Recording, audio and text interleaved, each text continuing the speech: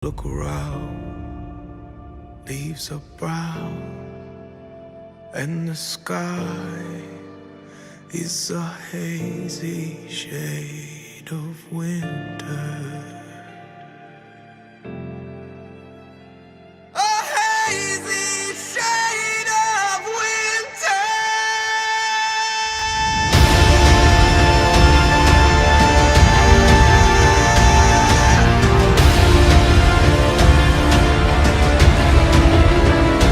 Look around, leaves are brown, and the sky is a hazy shade of winter.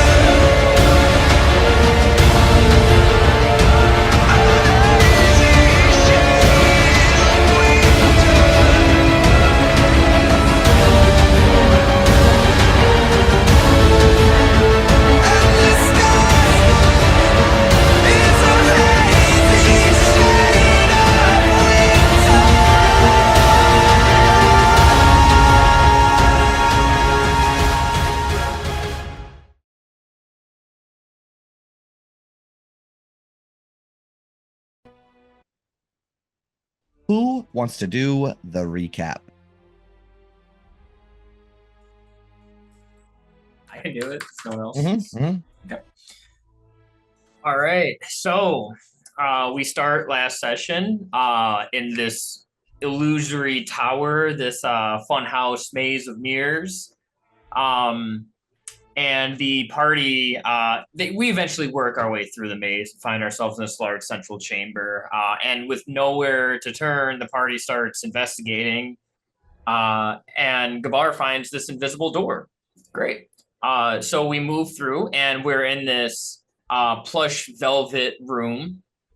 And we ascend this set of stairs, and at the top, inscribed above the door, is Anjumar's Den of Mystique. As we push our way inside, this room is thick with the smell of herbs and incense, and the ceiling is this grand. It's an illusion room that makes it look like very like Casablanca-esque, like hookahs and lounge chairs and all this stuff. And there's all sorts of things. One of the things is this bar that the party approaches, and it has this illusory menu that has a magic circle, and you speak what you want, and it delivers it to you. So the party starts feasting on all these foods, these steaks, and this knucklehead trout, and all these other great things. And Illiken sits on a sofa and finds an invisible skeleton, but it's not invisible. It seems like it might just be covered by an illusion of sorts. It seems like this whole room, in fact, is covered by an illusion, as V also steps on a skeleton. Behind this curtain is what appears to be some sort of mirror. The party can see their reflection in it, but they can see another room beyond that isn't the room that's behind them. Quintus figures out that there seems to be some sort of 2D image of the party that is blocking their pathway through. He turns himself invisible and walks through, where he sees another set of stairs and some more doors, and the inscription saying the sixth part of the ritual is to hide thyself behind a mask. The party, wanting to investigate this, tries to go through the mirror, and Gabar tries to cheat by misty stepping past his illusory self, which causes, or this 2D version of himself, which turns a shadow version of Gabar into the main room, who starts attacking, which the party has no problem putting down Gabar, much to his part of his poor little feelings. But nonetheless, the party continues through this mirror as they all turn invisible. And we check out this collection room. In there's mannequins of all sorts of different magical effects. There's a dress that's on fire. There's a mantle that has a rainstorm pouring down.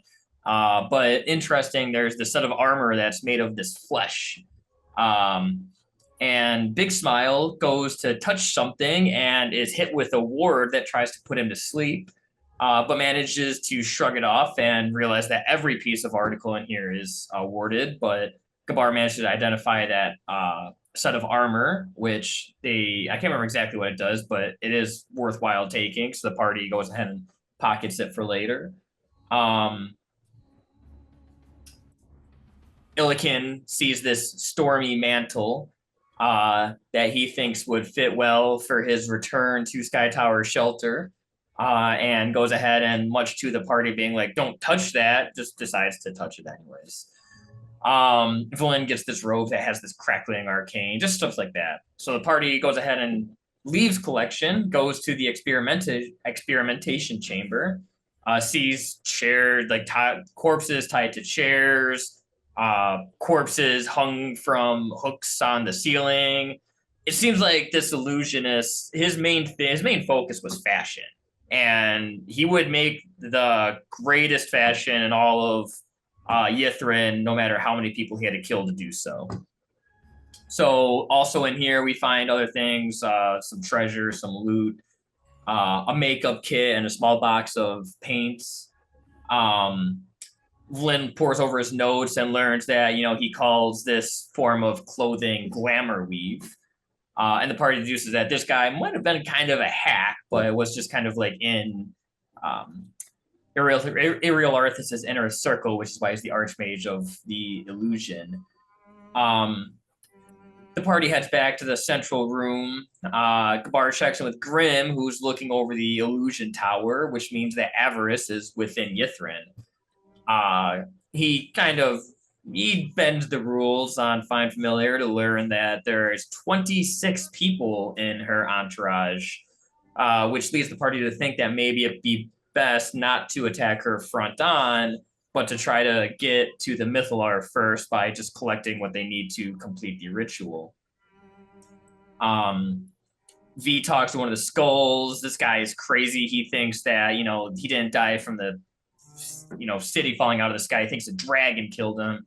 Clearly, everyone that was in this place was just high off their ass. But she does also learn that this guy says that High Evoker Sadalus is a prick. It's about the extent of the knowledge we get on them. Gabar casts scrying on Yavris, sees all of her with her lackeys, sees some blue-skinned imps. They appear to be in the southern part of the city, which means that the party is good to rest for a while. They wake up the next day. The party manages to get out of the fog, not before Quintus is bleeding out of every orifice in his body, but managed to heal him up. And the party continues on. So we make our way to the enchantment tower. This part of the city is just absolutely decimated. Looks like it's more destroyed than anything else. And upon finding the enchantment tower, there's a hole or a door that's covered over with ice, and the shield guardian and Big Smile very loudly bust this thing open. And we see this room that's covered with ice. It's illuminated by pink flames. There's this chair with these, seems like handles in the chair and all this such, which is attached to this metallic device. But there's stairs leading up. The party sends to ascend the stairs, continue up the tower. It seems like there's some sort of re-education center, all these cubby holes with like chairs in there and such. And there's just this black tar that is covered the walls with this same thing written in Loros: all work and no play makes Elvira a dull girl. The party goes up the next room. There's this grand room with all these intricate, geometric, impossible designs. But the room just has reverberated this incredibly loud echo the whole time. And there's wine bottles that have been spilled, and written on the wall in line is, "I am Elvira. Elvira is my name," written over and over again. The party tries to talk, but these echoes are so loud, and finally they turn into this hideous crackling laughter. And that's where we ended. Yes, sir. So we find ourselves in this chamber. Nope. In this chamber. Nope. In this chamber. Yeah.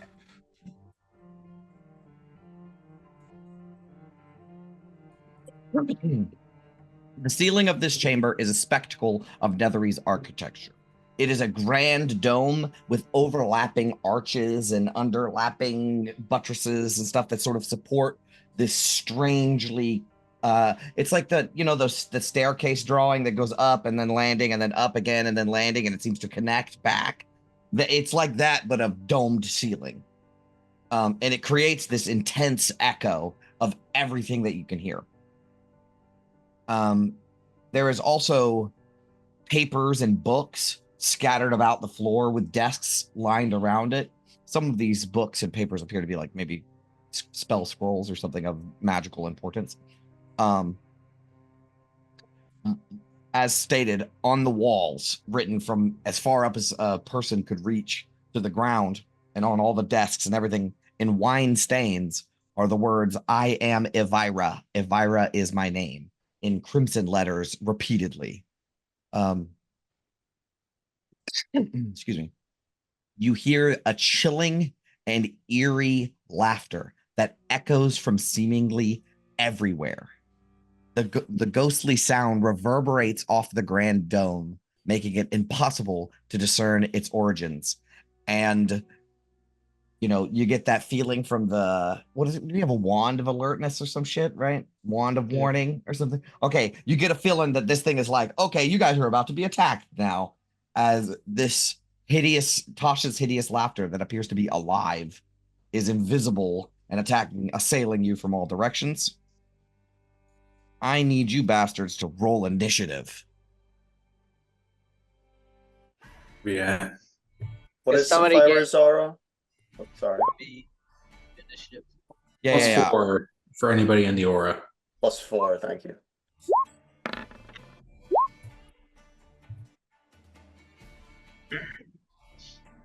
Is this later in the day now? It's No, it's early. First We thing like in we the woke morning. up and this is the first thing we and did. mad dashed through it too. You haven't even really explored this place. Yeah, based on my notes, I'd say it's like 11 a.m. or something. 10 a.m. Probably before that, like we woke up earlier like than that. with Yeah. like Oh crack yeah, of we woke up dawn. at like the I crack would of s- dawn. Yeah. I would say it's probably 8 o'clock. Okay. Let me roll initiative for V. We just had a rough start, so it feels a lot later.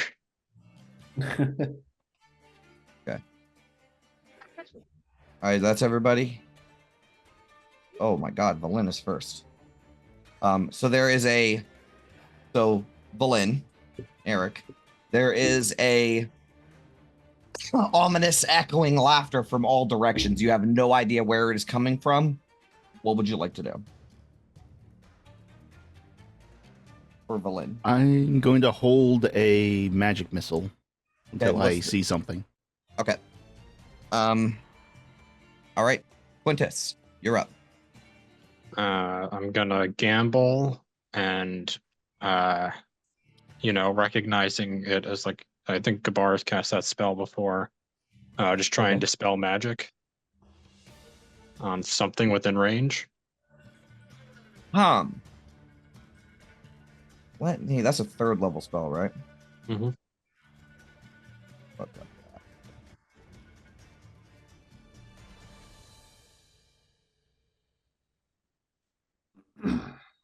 Can you read out? Oh, you got it.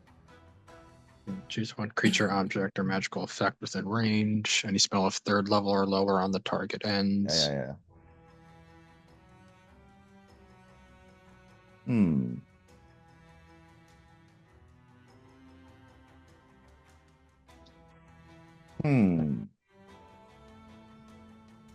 How many 3rd level spells you got? 3. All right. And you can just target anything. You don't have to see it. Choose one creature, object, or magical effect within range. All right. Roll for it. Hold, please. Don't roll yet. Let me see if I can find some sort of thing you need to beat. Okay, I got you. Let's go.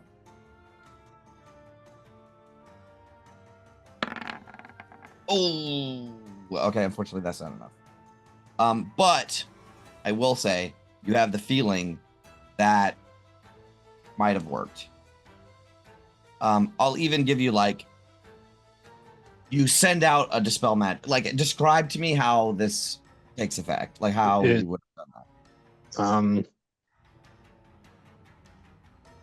Yeah, so it's like a tall tower. So somewhere like at the top of the tower, an illusory waterfall of water from the river Styx starts pouring Oh, down, okay. trying to like wash away Okay, anything that's cool. up there. So you see it splash down, and there is this sort of cackle of a crackle, I mean, of arcane energy coming from like near this pillar over here. And then it like sort of turns invisible again, as if you were it was starting to take effect, like it was starting to tear apart the weave on this thing, but it did not go through. Well, if anybody else can try it, there's promise there, but just try it harder than I did. And I'll toss an inspiration to Ken. Well, thank you. Okay. And Yep. hang out back here behind people. Okay. Big Smile, you're up. Punch that pillar. Got it, Quintus. Okay. Run up, try Yep. and do my best version of dispelling magic, which is punching the origin of it with a natural 20. You punch the ever-living shit out of this pillar. Like you just, and stone and rubble come flying off into your face. Oh, how do you think? You definitely punched that pillar for sure. We have advantage on attack rolls against the pillar now. Yeah. I don't think the laughter's coming from there. Punching ghosts is one thing, punching sound is something else. That might be as useful as I'm getting here. I'll try and be a beacon for it in the middle of the room as I just keep an eye out for this thing. You move to the center of this room, and you will note that your footsteps and the sound that your breath in the center of this room, in the center of this sort of broken magical circle, is the most echoey. Like the center of the room is the main source of echoes. Like you were supposed to stand in the center of this room to create some sort of echo. Oh, okay. Yeah, I'll take a step off and like point that out. Like this, it's getting louder right here in the middle. Yeah, it's extremely, extremely loud. And I think that's the end of my turn. How loud do you think it was when you punched that pillar? Not that loud, right? Not that loud. Not like a fireball. No, certainly not. Okay. All right. Yeah, not like metal on stone because he's got meaty fists. Right. Okay. So in that case, it is the invisible. You don't see him right now, but it's the invisible hideous laughter's turns. So I need Big Smile. Make a wisdom saving throw. Not on my watch. Fuck. On your watch, you find something hysterically funny. Just like you begin and you fall prone on the ground as you are in a fit of laughter. Just like looking at my bloody fist and just it's the funniest thing ever. Yes, it is the funniest thing ever. And now your laughter echoes with the many sources of mysterious, hideous laughters in the chamber. And it's brutal. At the end of each of your turns, you can make the save again. But right now you are incapacitated. Oh.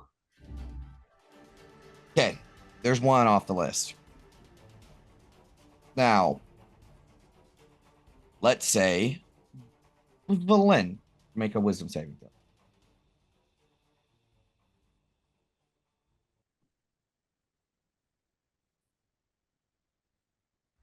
Oh, Valin succeeds, just barely. As she starts to get into a fit of laughter. Sapphira, make a wisdom saving throw. Okay.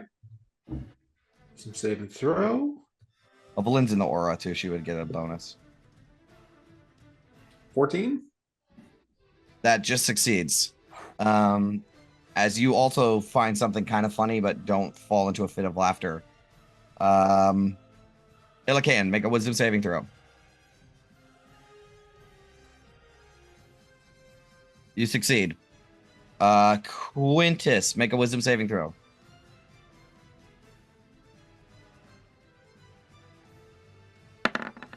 You succeed. Gabar, make a wisdom saving throw. Magical effect? It is, yeah, you definitely get advantage on this. You succeed. All right, everybody succeeds. Except for Big Smile, who's rolling on the floor in a fit of laughter. Illican, you're up. I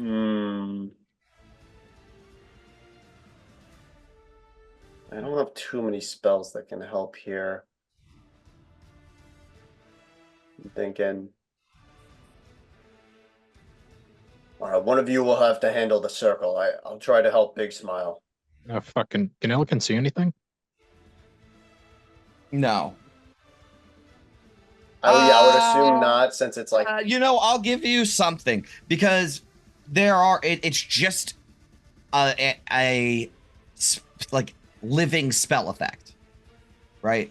And the spell effect is just fucking sound, right? So there is no form, but I will say, because technically speaking they are creatures, you can see like a sparkle of magical shit about, right? Like you can definitely tell that there's like magical shit about.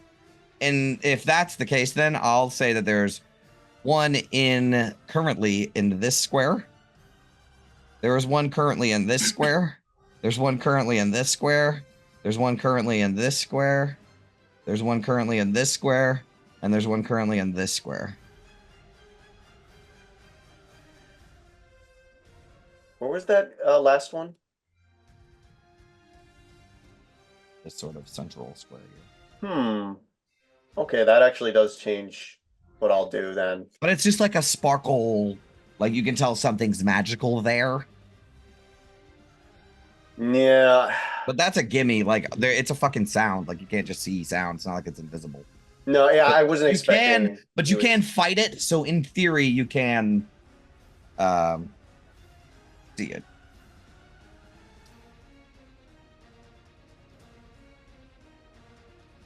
All right, well, just to try things, Illican will cast a moonbeam on where that last one was, like here. Uh-huh. Yeah, he'll throw a moonbeam like let me make this shape. Oh no, that's freehand, my bad. Yeah. Rectangle, there we go. Like right here. I'll throw it Okay. up and see if anything happens. Go up one more square. Oh, up one square? Yeah. You would have seen it. You like literally missed both of them. All right, well, I'm sorry.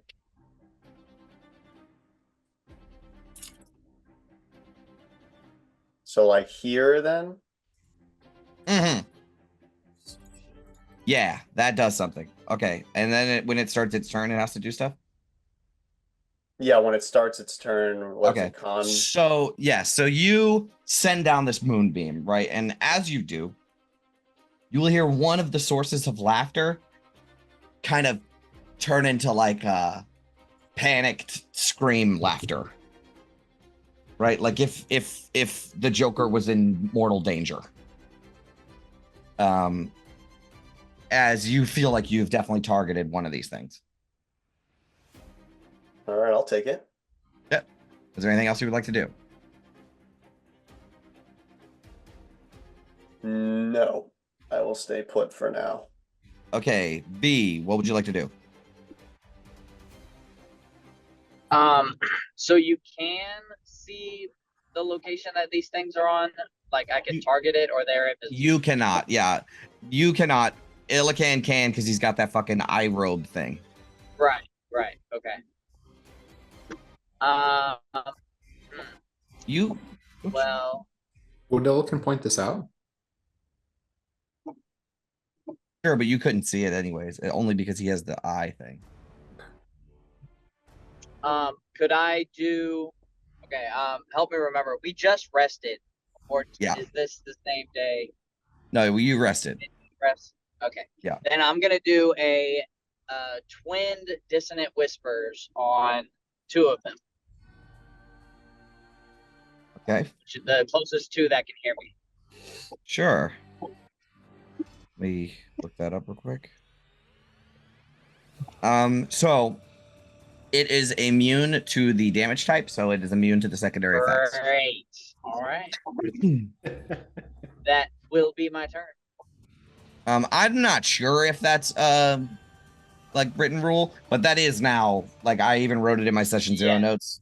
That is my new fine. like official rule. Okay, like homebrew rule. What is it called? House rule. So it is immune to the damage type, so it is immune to the spell effects. Is there anything else you would like to do?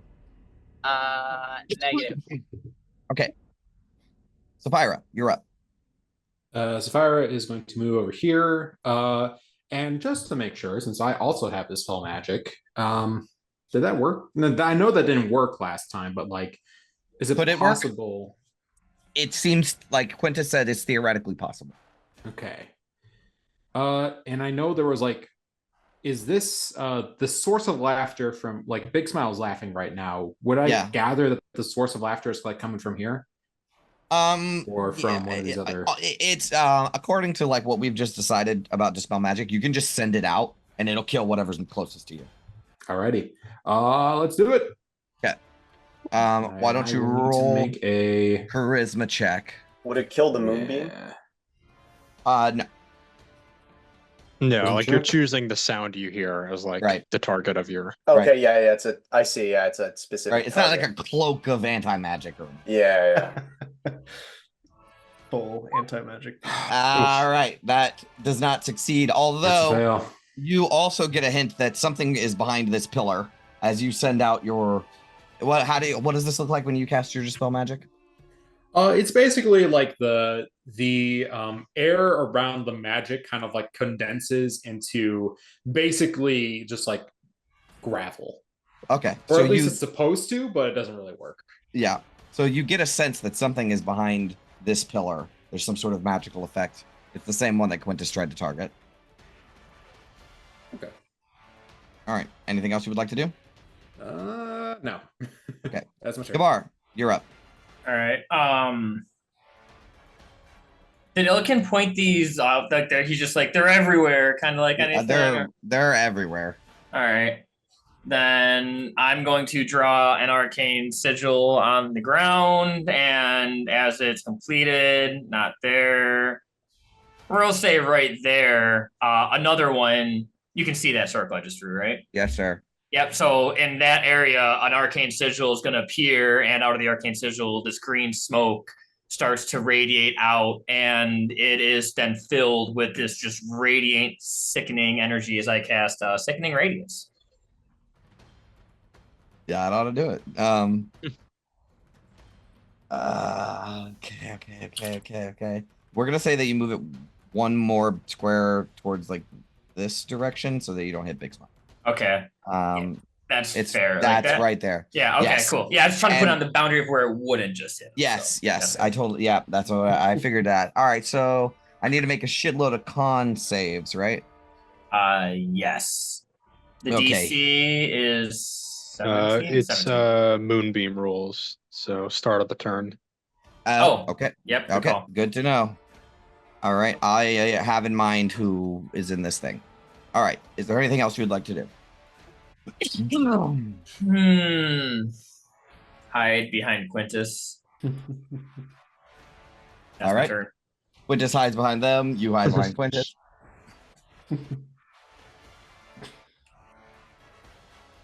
And that's my turn. I'm good. Okay.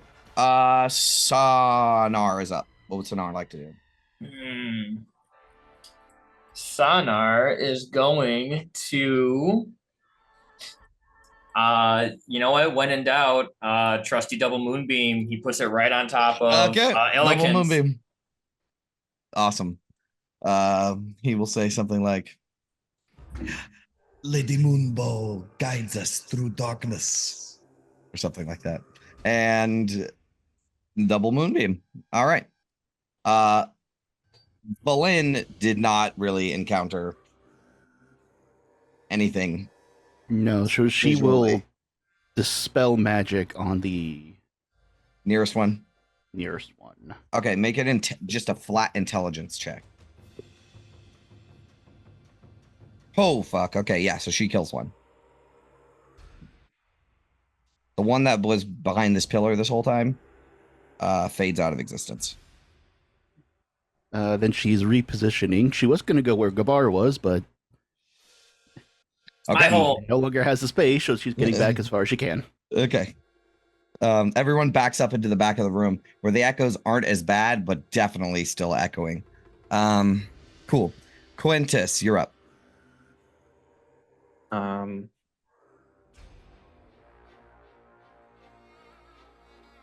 Not really sure what to do, and just throwing dispel magics at these things isn't really sustainable.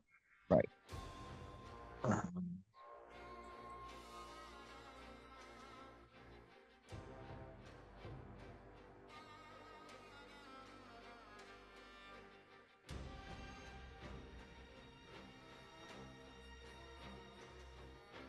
Does nobody have fairy fire? Let's see if I have it prepped. That is a clutch spell. All right, what do you got? What do you got for me? 20-foot radius, what? I'm thinking of trying to cast silence and just see what happens. Okay. So, yeah, for lack of a better idea, I'll do that there. It's done. And when that happens, a large chunk of the hideous laughter halts, ceases. The echoing gets a lot less loud for you. That definitely did something. Don't know if I killed them or just suppressed them, but something happened. And yeah, I'll just keep hanging out here. Maybe Big here smile. so I can stay in the aura a little longer. You can't like take actions or anything, but you can make the save again at the end of your turn, which is a wisdom saving throw. I think I'm going to laugh my Yeah. way into the bag of holding Okay. and pull out the lantern of revealing. Okay. Well, hold up now. Because you are, what is the word? incapacitated. Yes, I you thought might it not was be able to do it. restrained. I thought it was just Mm-mm. my movement was 0. No, you're incapacitated, which I think means you can't take actions. I think you can move though, can't you? Yes. Well, Wait. It's like the opposite of restrained. I was well, going to say, precious hideous laughter is specific. Like rolling around. Unable to stand up for the duration. So you could crawl theoretically. can I go into? Can I take actions? No. Ah, And okay. I would say getting the thing out is an action. Yeah, interacting with an object for sure. Yes. I will try this again. Wisdom save. I want to Yes, sir. stop laughing. No. You fail. Sorry. Wait, you're in the aura. Yeah, that's the +3. Oh, that's the +3. Oh, okay, yeah. Nope, sorry, buddy. It's Pretty just funny too, stuff going too on hilarious. Too hilarious. All right. So, well, shit's about to go down. So, that's your turn. We get to these hideous laughters. So, I have 3 of them. They need to make con saves. 1, 2. Holy shit. All succeed. Damn. Beefy So first level spells. all right. So let me just roll up some damage and we'll take half of that. So 10 damage each. They're still up. They're still up.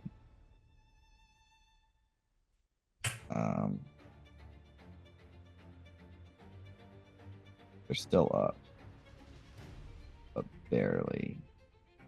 All right, and then double moonbeam, which is 2 con saves.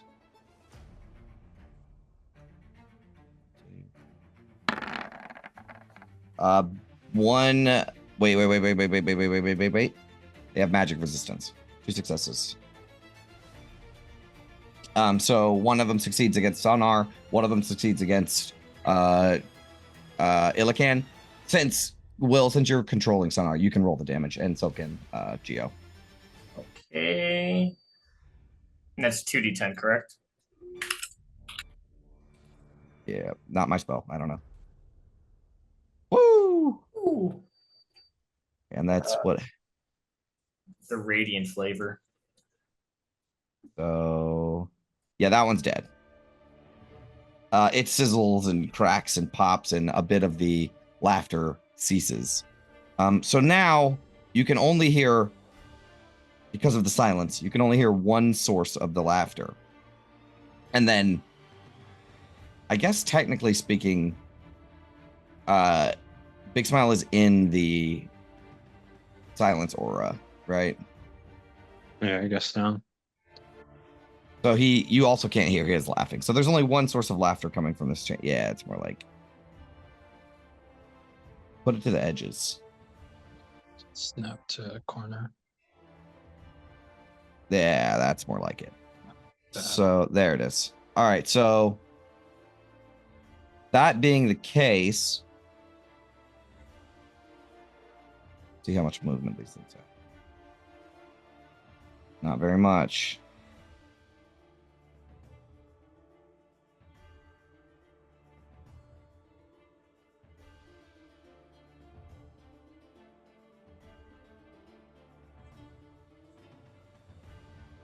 Damn. All right, so he's gonna have to use his action. All right, so you can still hear the laughter, but I have to roll 1, 2, 3, 4d6.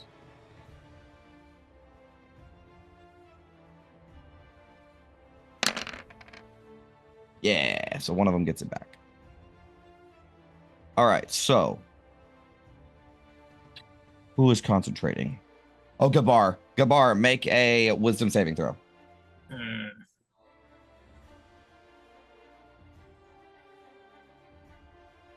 I'm not in the aura, am I? No. Okay. 20. You succeed.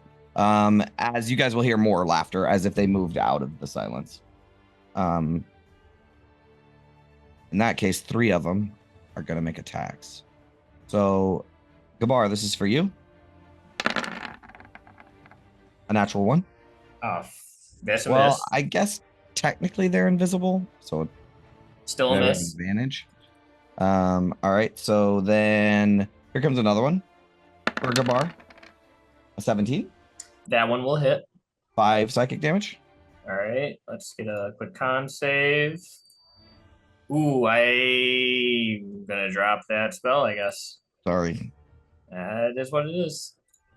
Okay, and then let's hit. So that's 3 of them. So I got one more. Quintus, this is coming for you. 23 Yeah, that'll do it. for 8 damage.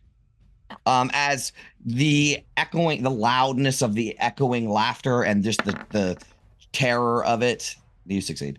The terror of it is like hurting your minds mentally. They're not like making you save against the hideous laughter thing.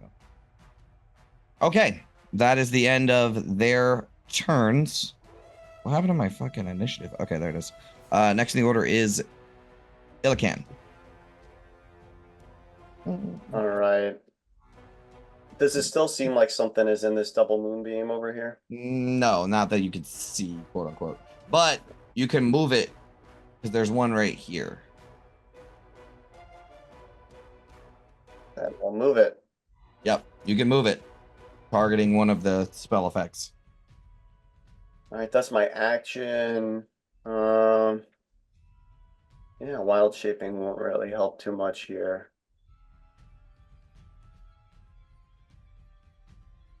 Or maybe it would. No, I'll stay put for now. I'm gonna stay Okay. away from the center like everyone else. Okay. And yeah, I was just thinking if I could do like anything else, but I guess I could throw Quintus could use a healing word. Yeah, I'll throw you like a first level healing word. Okay. Let me roll it up.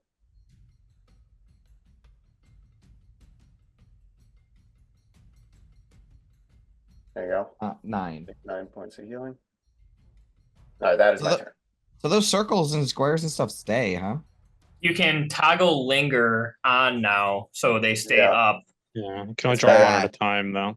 That is real. It's really cool. Nice. I just found that. That must be Real new because nice. I never That's- saw that before. Yes, that is why I switched to the new system because of that one feature. That is Very real nice. nice. You guys So- sound so nerdy right now. Alright, Bro, man, they added we're a in toggle D&D. linger on, changed my life. Lingering. Oh, that's good. That's not as good as when like Matt pulls out his little fucking measurer thing or the rope with the different little knots on it. Okay. Anyways, that's your turn, Illican? Yeah. V, you're up. All right, so majority of my spells are pretty useless here. Yep. But I was thinking I may be able to blindly throw a flame in the direction I hear laughing. What kind of spell you want to use? Like a Firebolt. firebolt? Yeah. Sure. What? Pick a number 1, 2, 3, or 4. Let's go 3. Okay, you miss. Alrighty.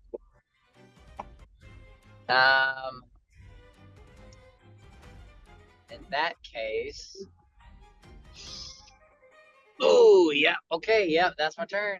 So I was allowing you to target whatever's inside the moonbeam because Illican can see something.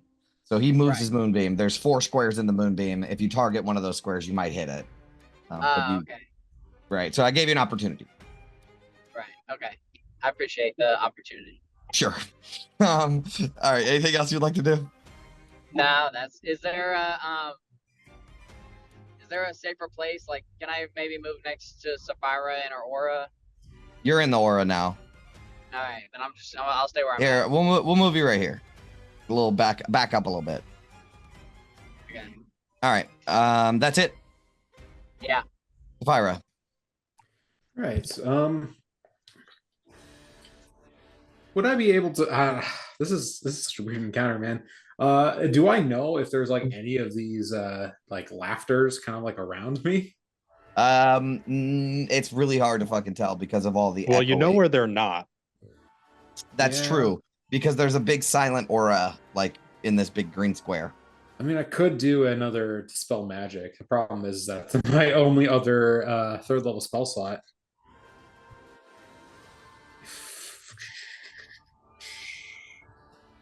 Oh, you got that thing that gives people advantage on like wisdom saves, right? Oh, I do. Yeah. Let me do that actually. Thank Okay. you. It is the Watcher's Will. It will be using a channel divinity, and I will be giving.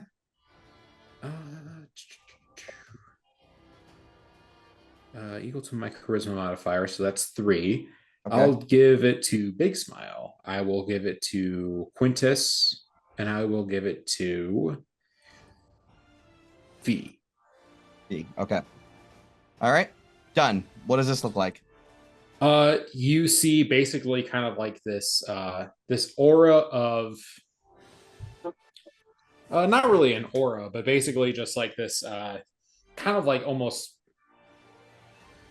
Here, I just got kind one. of like a vitality basically as you I kind was of feel think- like your I was mind thinking is something basically like you fortified. stab your axe into the ground and it creates ripples through the stonework, and then stones Yes. lift up and float around their heads like ion stones, or what are they called?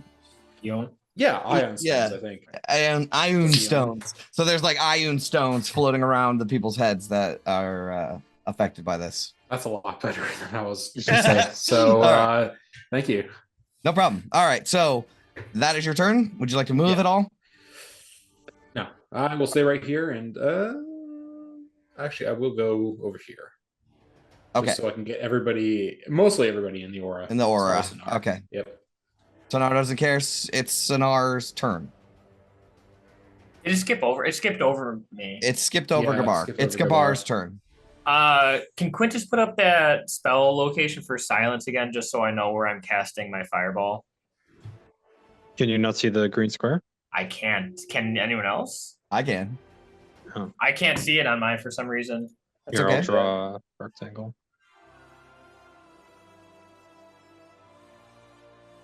Okay. So we know they're not in there because we can hear them again. Yes. So I'm gonna drop a fireball on that. Oh no, because that's gonna get big smile, which I don't want. That's still gonna get big smile. I saw Chris nodding. I'm evasion. I'm ready for it. This is gonna be hilarious.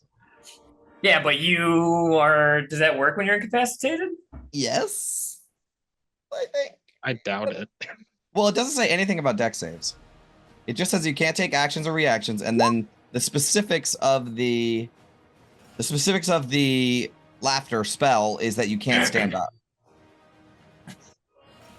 So yes, theoretically, you can make deck saves. Oh yeah, because like the Does paladin's order evasion doesn't work say if you're you have to be- incapacitated, but evasion doesn't. Okay. Well, evade this then. As I drop a fireball right there. I'm gonna have to taunt me with it. I will. You roll a 16 on your deck save. I'm not going to completely fuck you over at this, so you shouldn't take any damage. No damage. Thank you, sir. As you roll that, and I'm going to drop a fireball right there, so it shouldn't make too much noise because it's in silence. I'm hoping. But just whatever is in that area is going to take a fireball damage. Okay, so unfortunately, there is no sort of not as loud or as loud. Because I was going to be like, oh, well, then the DC can be lowered, right? If there's like some kind of save. There isn't a save. So even a low rumble that's half muffled, half as loud as it should be, is still going to be fucking incredibly loud. But the only thing is, everyone in the chamber is now deafened. Just tinnitus. So it The audience explodes. is now deaf. Everyone in the chamber is deaf, but there's just no fucking way that these other things are going to live. They have too little amount of hit points, so they're totally dead. As two sources of laughter diminish after this loud fireball. But you guys have no fucking clue because everyone in this chamber is deaf. Really thought casting it in silence was going to work. So yeah, it's half in, half out. I have no way to adjudicate it other than any loud spells such as fireball cast in this room deafens the group for 1d4 rounds. You're deaf in 1 ear? And it will be a total of 4 rounds. Oof. Oof. Okay. Is there anything else you would like to do, Gabar? No. Okay. I think I did enough damage. I think so as well. It is now Sonar's turn. He's just gonna put the use his action to move the moonbeam over. Well, right. Yep, just following the moonbeam. All right, Valin is up.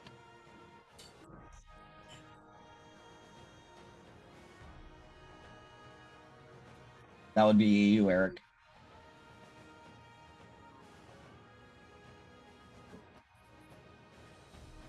Oh, Eric.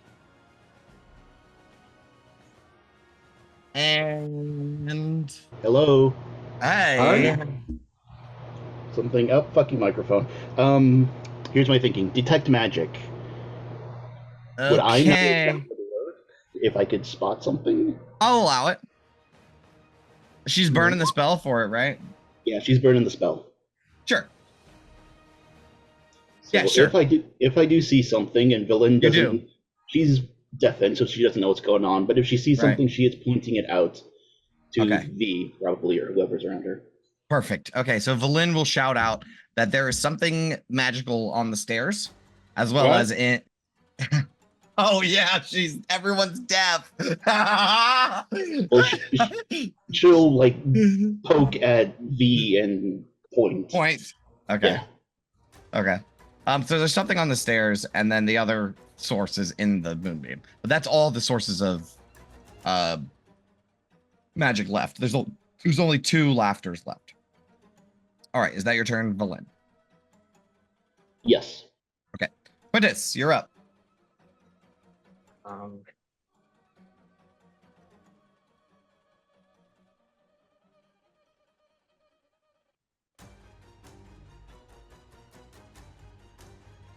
Not really.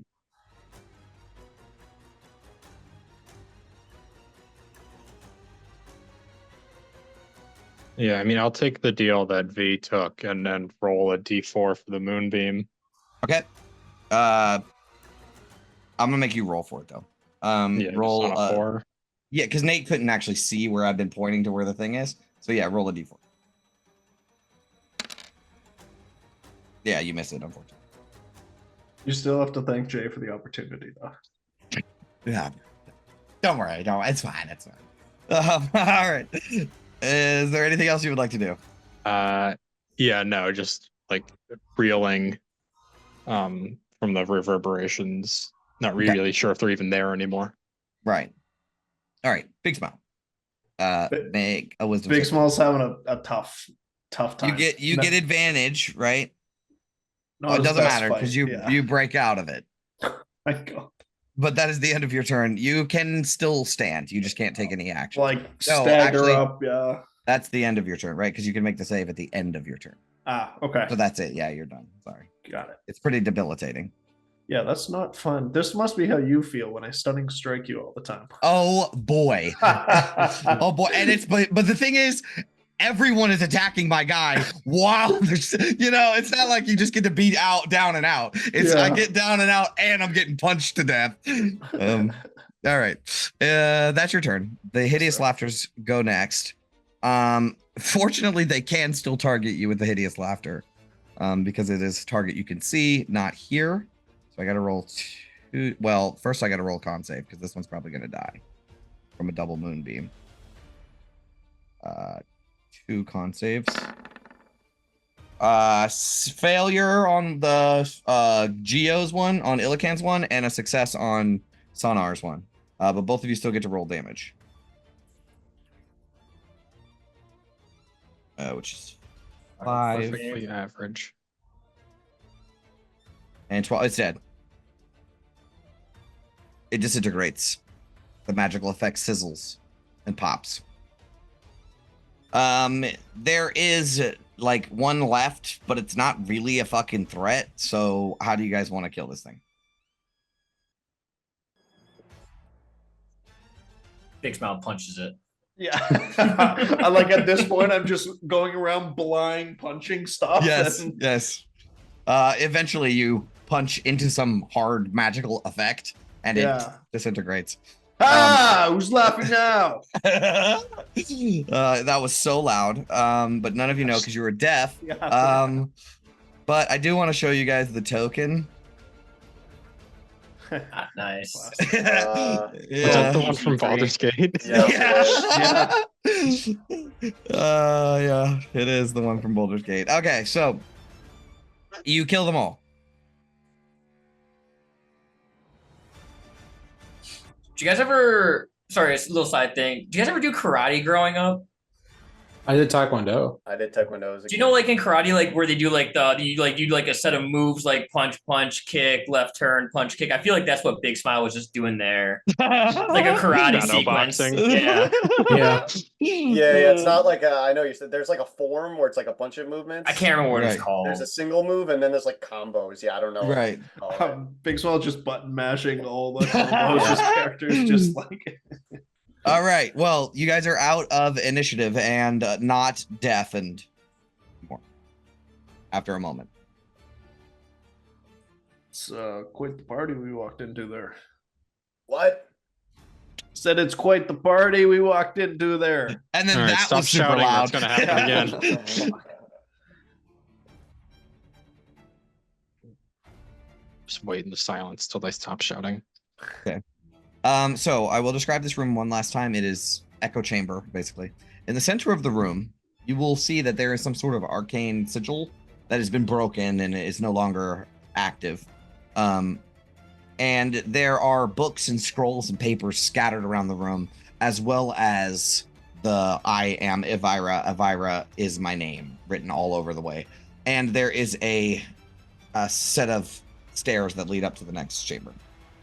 I'm going to say that the stairs look more like this set of stairs than the spiral staircase I have on the map. So it's like a spiral staircase that you came up, or like a sloped staircase you came up, and there's another one over here. If we're just like rummaging around, anything vaguely magical, I'll pick up and hand to Gabar if it's useful to him at all. So you do want to like sort of scout around a little bit? Well, yeah, Yeah. Valin just did cast detect magic. She did. Oh my gosh. So yeah, there's magic stuff. Yeah, definitely. There's like a series of like spell scrolls around the room that she can gather. Out of all, there is 1, 2, 3, 4, 5, 6 spell scrolls in total.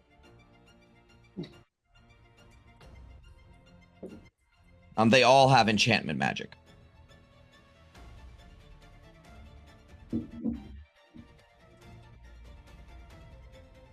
Is she sharing with the class, or are these up for grabs? Yeah, she'll sort of pass them out. She'll take the one that she thinks is the coolest, and then sort of pass the rest out as she's like studying it. Would anybody like to study them as well? Anything I'll cool give in it a here, kid? whirl. Say again? Anything cool in here? I'll hand you kind of just like a bunch of scrolls. It mean nothing to me, but I'm sure they'll get you Johnny's. Why doesn't Gabar and Quintus make an Arcana check?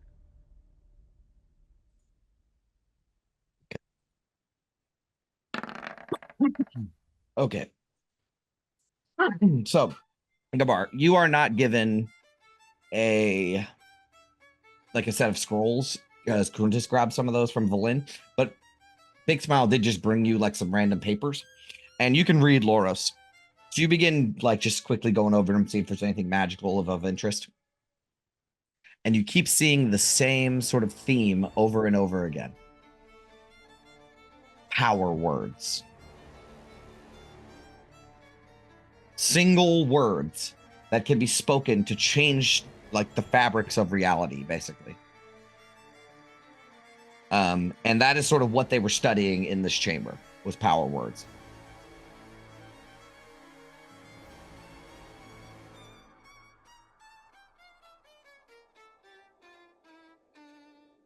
It seems like they were studying almost like how words work, and power words is the word that keeps coming up again and again. I know little of this. It's generally higher level magic.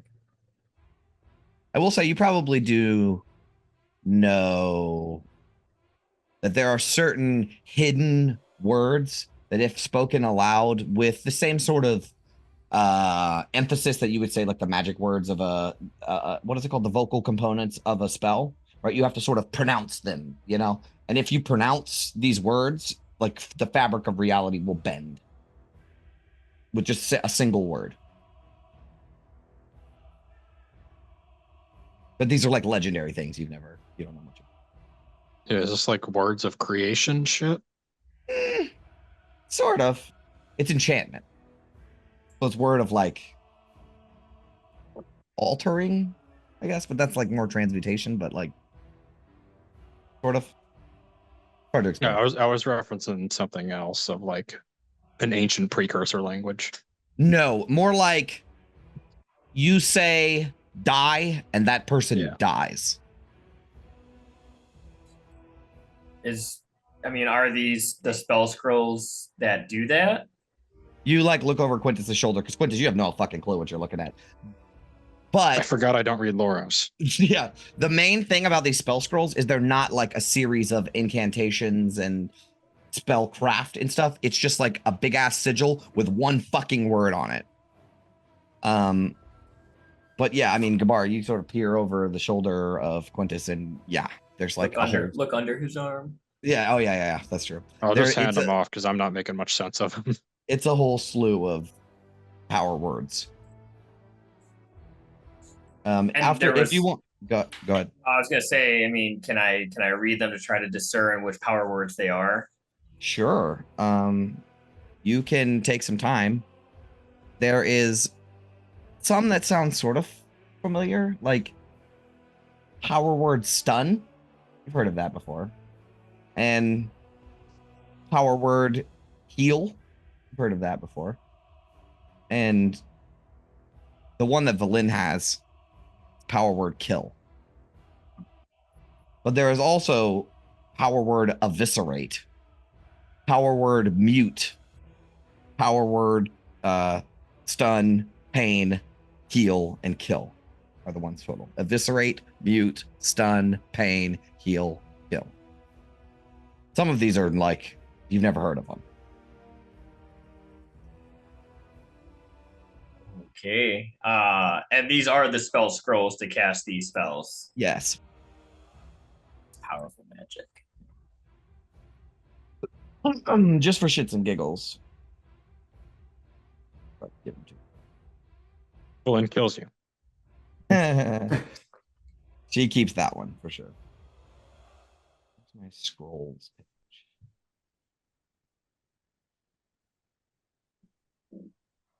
Oh no, it's under spells. Right? I gotta find where I keep this shit at. Yeah, here it is. Okay, mute. And eviscerate are the only ones that aren't actual spells. The other ones you could just look them up. So sorry, they were kill, mute, stun, heal, eviscerate. Kill, mute, stun, heal, eviscerate. Yep. Okay. What do you mean power word pain isn't on the bard list?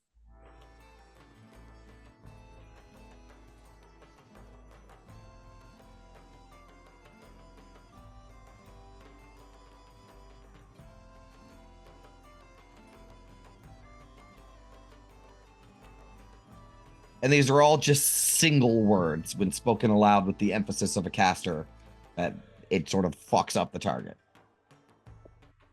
Or whatever.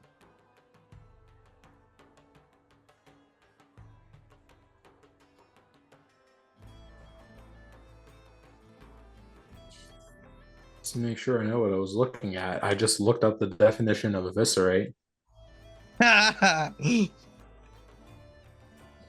That's kind of gruesome. Yep. It's like probably the fourth most common death metal word. Well, there you guys go. There was a bunch of power word stuff. It must have been, this must be a chamber where they study these power words and stand in the center to get more emphasis from the spell. Enunciate. Yeah. All right. Well, I'm not going to speak any of those words in this chamber. Okay. But I'll just be like, this is powerful magics that we should talk about elsewhere. Definitely. Bolin will agree and tuck away her power word kill.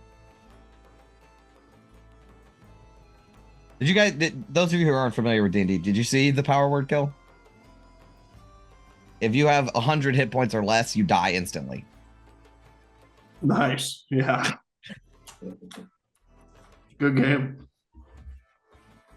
All It's right, my dream to just have a lich tell somebody to die one day. One day. All right. So we're done with that. So there is a stairway that leads up this way. Like it looks like this one. It's technically supposed to be the spiral staircase, but it's actually looks. But other than that, you feel like this room's pretty well scoured. I don't know. Keep going, I guess. Still need the arcane octave for this one. Yep. Lead us upstairs. Upstairs. We're going upstairs.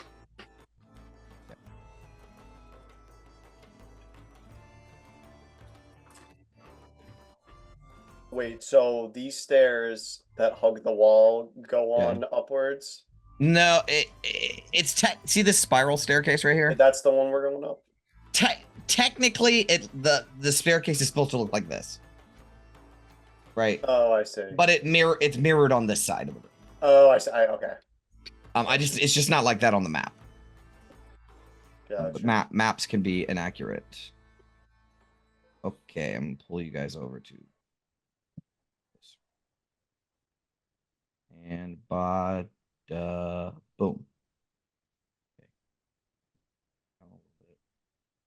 Okay. Boom. Okay. Make your way to the top of the staircase.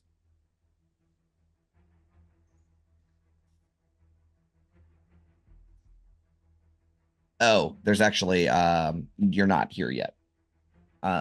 You walk up the stairs. At the top of the stairs is a landing. You are faced with a door. So you're not actually in this chamber yet. You have to go through a door first.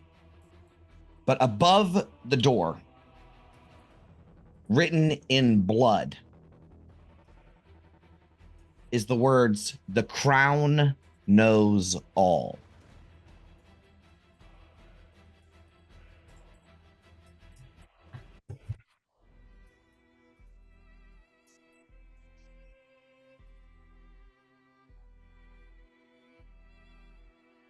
You guys wish to enter? You'd have to open the door to get in. That makes it seem a little less inviting. Only one way to go, though, I guess, eh? Kind of like gesturing the group with the general nod to touch things. Guess so. Yeah, If we must, we must. Other option. try and open the door. You open the door and you enter this chamber. And as you enter the chamber, an eerie stillness hangs in the frigid air. The room is sparsely furnished, besides an ornate, ice-encrusted table standing alone in the center, and a black throne that looms against the far wall. Seated upon the throne is an elderly woman, her form rigid and frost-coated. She wears a crown of intertwined iron tentacles that rests heavily upon her head. You can see it leaves a bruised indentation where it fits tightly against her skull.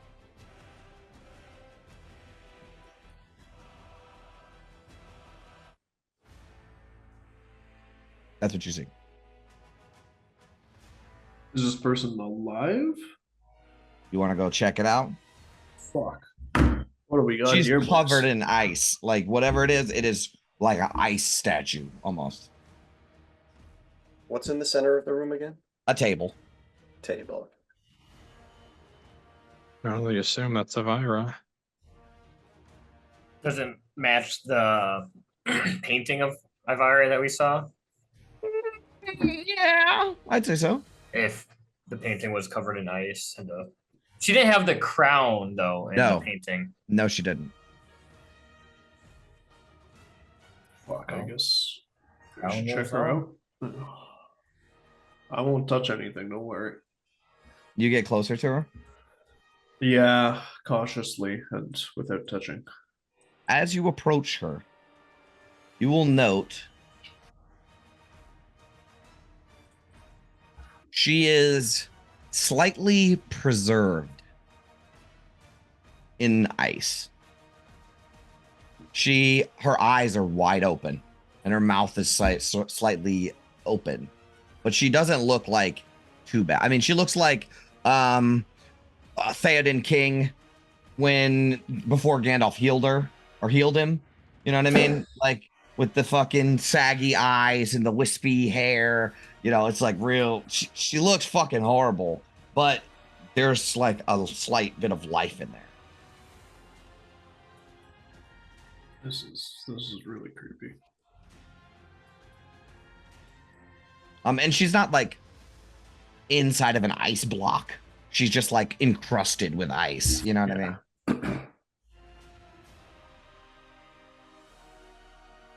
What do we make of this? The ice comes for this place, but she's so almost perfectly preserved here.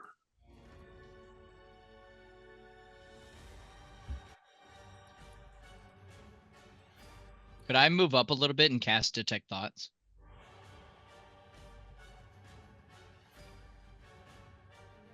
Uh-huh.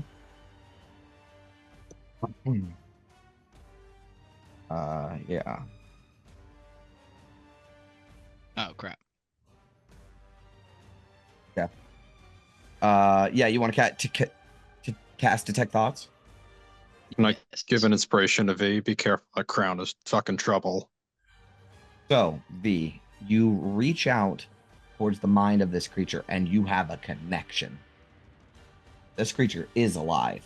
Oh, shit. But as you search their thoughts, it is a blank white room It is completely empty.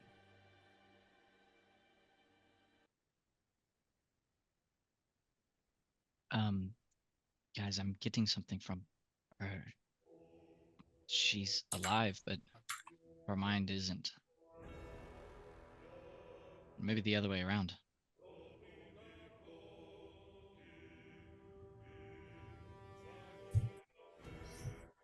Not like warded, you're not getting anything. Like there's nothing there. The latter, not the former.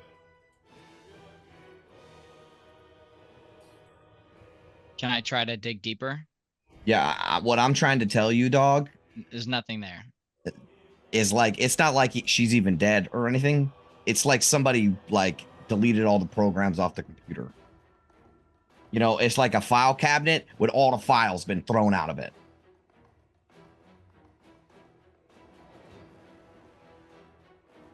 Just, There's nothing in her mind. But she seems, I don't know, like I can make a connection with her like she's alive, but there's nothing there. just a shell then. Basically. I mean, dare try and do something with this horribly scary tentacle crown thing. That if I like look closer, does it look like the tentacles are like in her like head, or you It's said it was like tightly fitting? It's very tight. Like it is, because it's been sitting on her head for fucking 2,000 years. It has like sort of almost meshed in with her head. I mean, it can be removed, but there's like severe bruising and like, you know how they like if the baby lays flat on her head for so long, the back of her head is flat. It's that kind of deal where it's like she's had this on for so long that like it's pushed into her head.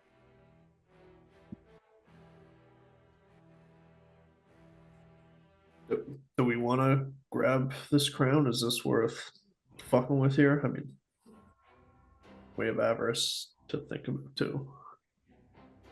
Well, if the crown knows all, perhaps it knows the inscription. Is Vlin still magic, detect magic up? Oh yeah, sure. Yeah, she definitely detects is magic there- from this crown. Is that the only thing that's magic in Yes. this room? Yes.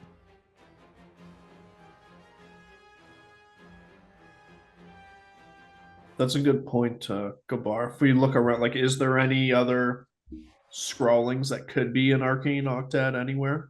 Nope. And this is the top floor, right? There's no other Yep. stairs. Just Yep. This is the top floor. Yes. fuck, you might be onto something there, kid. Is this thing in the middle art, or did you say what it was and I missed It's a table. No sort of arcane inscriptions on it. It's just a really fancy table.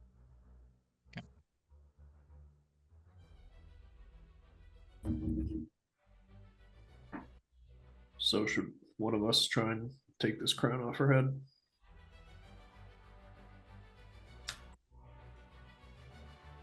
I mean, do we try and do what we did with the clothes and identify it and hope for the best? You try and do a little mage hand to get this crown off. I mean, even I'm a little bit weary about this one.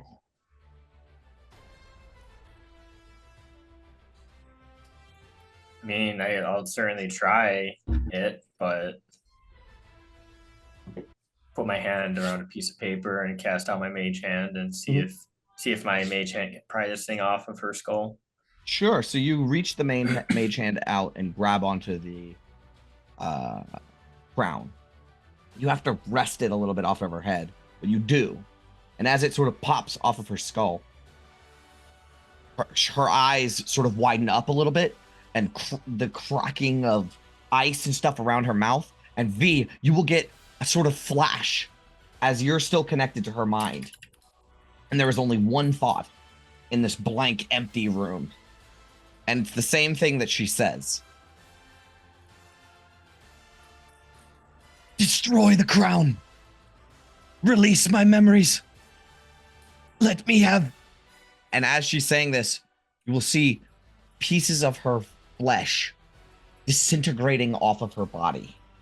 as she is slowly aging 2,000 years right before your eyes. And the last thing that she says is, "Let me have peace," and then just pile of dust.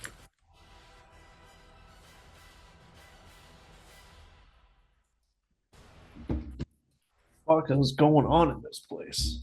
And Gabar, you have in your mage hand this black tentacle crown.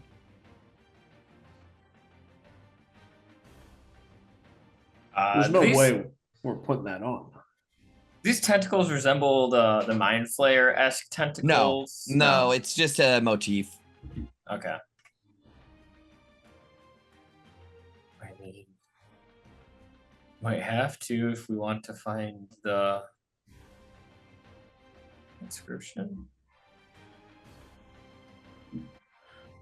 People love stuff that ages you a whole bunch of time real quick.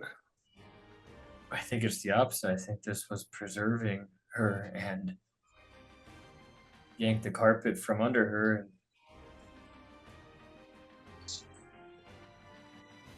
What So end at that point? Destroy the crown so she can have her memories back. Yeah, what the fuck?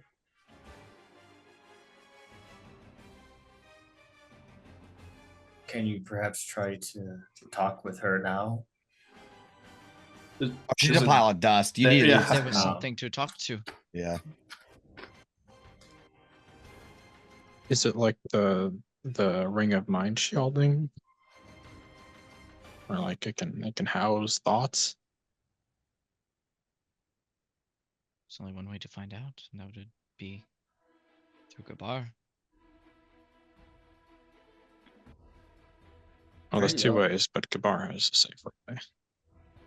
Sit tight for 10 minutes, and then I'll get back to you. Just be careful with that thing, and I'll toss you an inspiration as well. Awesome. 8 minutes into your casting, so it lasts. Smart.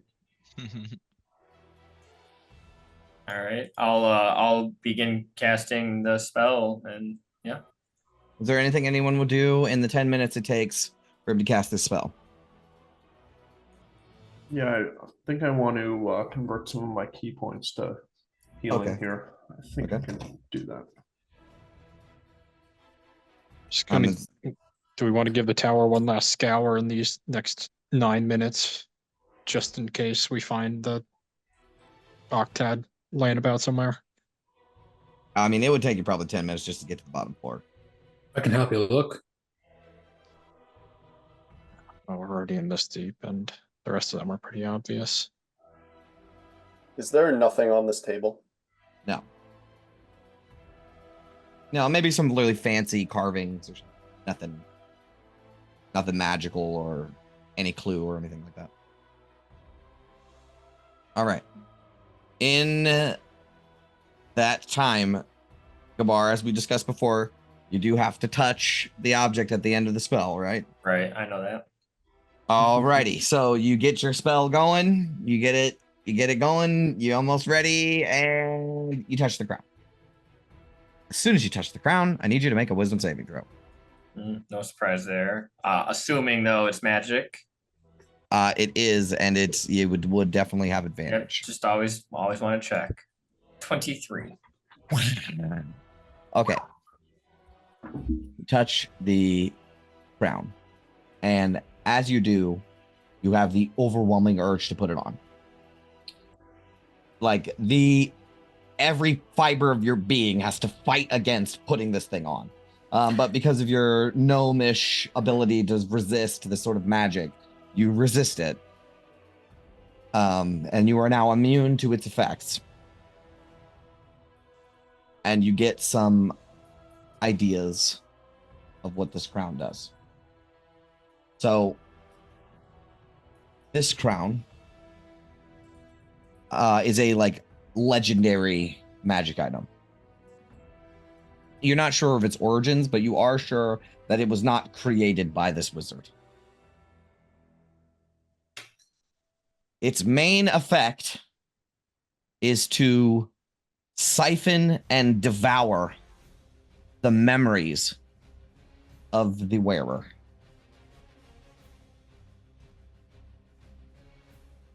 And once you put it on, you cannot take it off.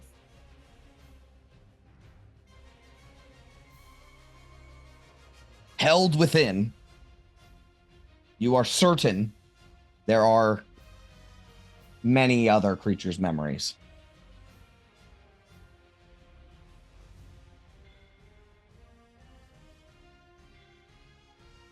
Of whole lifetimes, right? So that puts into perspective what V said, right? Because the V was like, oh, this is a blank fucking slate. There's nothing on this bitch. It has siphoned every single memory that this woman has ever had. And this is not the first creature it's done this to.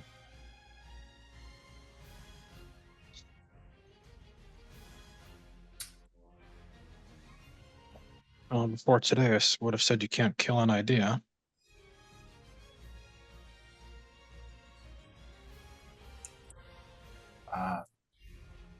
I don't know how we get things out of it. Things go in and are destroyed or consumed by the crown, I should say. But getting things out, I don't know. Didn't she say destroy it and the memories will come out? Well, we could try to return to the abjuration tower and destroy it there. Where would they go, do you think?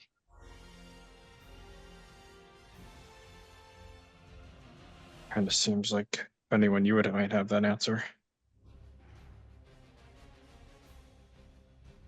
Thoughts, right? That's all they are. Yes, but usually they originate from a creature, not an object. Well, they did originate from a creature at some point.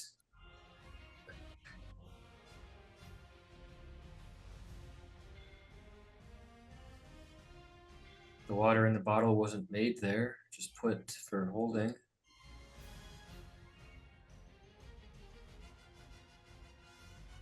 And do we have to go all the way to the abjuration tower? Can we smash on the stable here, see what comes out of it? That's why the vibe's been. I've been playing battle music this whole time. Um, I'm hoping we This can find is- a swifter solution.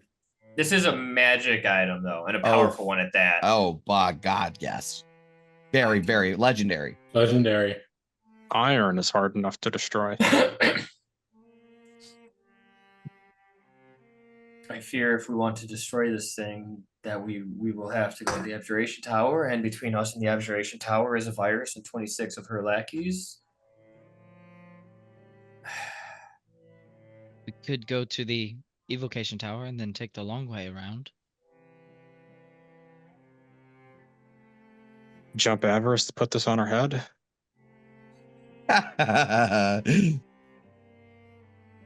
Could try throwing it at her.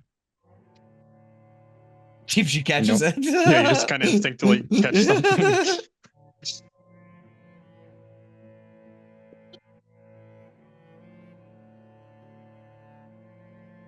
Problem is that if the inscription is held within this crown, then we are handing it over to her. Yeah, I mean, if we're sure this is where the arcane octad is, then I'm not sure. I have a thinking that I if don't know where else it could be. Well, if it's in her memories, then she would know what it is, Elvira. Yeah. I have another theory that is slightly terrifying. Elvira's descent into total blankness clearly took some time, as evidenced by her graffiti. Whoa, hold up. Actually, let me add something to that because I don't have like a item thing for this. It in about an hour, you will lose enough memories to not be able to walk anymore. So maybe if you put it on, you kind of commune with all the memories, and you just need like 5 seconds to learn the code and rely on somebody else to rip it off of you and hope everything that got lost wasn't too important. What This plan might be a bit far-fetched, but Well, Jay, remind me, like, if you have a familiar, can you like commune with the familiar's thoughts? Yeah. Be more specific. Could one of us summon a familiar to bait the crown and look into the familiar's thoughts, perhaps? Nah, that's a little far of a fetch. That's a little Yeah. far fetch for me. Yeah, because even I had to have Grim blink. 26 Yeah. times just to convey how many people Right. Immerse had with her. Maybe the next creature we find, we could try throwing it at the creature, and maybe if they put it on, we could kill them, and then I could talk to them, Well, see what they knew from the crown. It's a huge maybe too. this feels rude, and I don't mean to I don't know, offer you up like a animal for the slaughter, Sonar. I don't like where this is going already. Once. I don't like Who this knows either. what effect this thing would have on an undead, whose memories are mostly already gone. He's made new memories since he's been with us.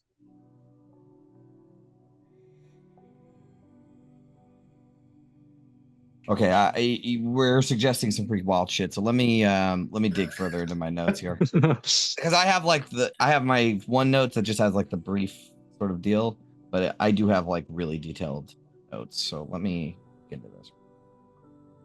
Yeah, I mean, destroying the thing maybe sounds like we could learn it that way. I'm just afraid we destroy it and then it's gone forever Yeah, because the we did it memories just wrong. fizzle out. Yeah. I also had this ridiculous idea that we could throw it in like the wellspring and try to commune with the wellspring as the crown falls on it, but that's like way too ridiculous. Yeah, Crossed my mind too. theoretically, Sonar could do it, but the same risk that you are taking is the same risk Sonar would be taking.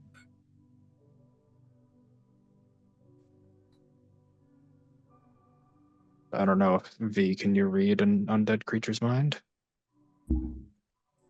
I can. Depends So on how if intelligent they are. you can pull the thoughts out of the mind meld that might happen. This is all speculation again. But I'm just saying, like, we can do this, and if it doesn't work, then we can destroy it. If we destroy it, we can't go back and try this thing that I'm saying. Can I try and read Sonar's mind? Yeah, sure. Well, his intelligence has to be 3 or more, I think. Oh, do we have? I will tell you what his intelligence is. Or yeah, maybe. It's more than 3. Gotta be at least a 7. No, it's not. Damn. It's a 6. It's a 6. What does it have to be? Well, for detect thoughts to work, it has to be an intelligence of 3 or more or lower, and it doesn't work. Well, he's got a 6. So I can detect his thoughts. Oh. What is he thinking? What is he thinking right now? Yeah. Yeah. He's This like, bitch. I do hope that Bear does not send me up the river. but it's all in Elvish, so you have no idea.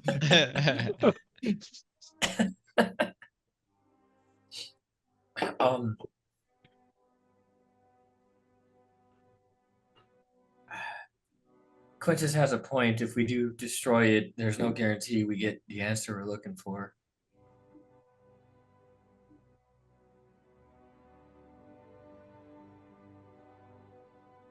Maybe we could do some kind of well, you see if it works or not, your future thing. All right, yeah, that's a good idea. I'll need another 10 minutes. Yeah, I think that's well worth it. And I'll spend 10 minutes and I'll go over this table and I'll put the crown on the table and I'll take out my jeweled dice and I'll give them a good roll and spend 10 minutes reading the result to see if if I were to don the crown, and would I get the information I need, and would I be lost to time if someone failed to get? Well, I already know that second part would happen. And would my party be able to pull this off my head?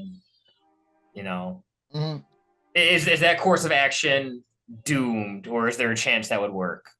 There is a wheel in woe, right? So it's like yes, probably would work. 3 of the dice say yes. 1 of the dice says bad idea. So there's like a risk involved, right?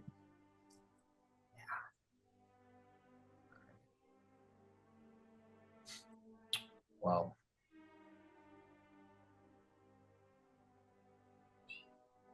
If I were to don the crown, I would get the information I need. I would just need someone to pull it off of my head. And that person not to put it on theirs. To be brutally pragmatic, you're already immune to the effects, Kabar. That is a solid point. Someone else should don the crown. Second, Sonar is bound to you. If he loses his memories, he'll still follow what you say. If one of us loses our memories, you'll be trying to parent a toddler with insane magic or fighting abilities.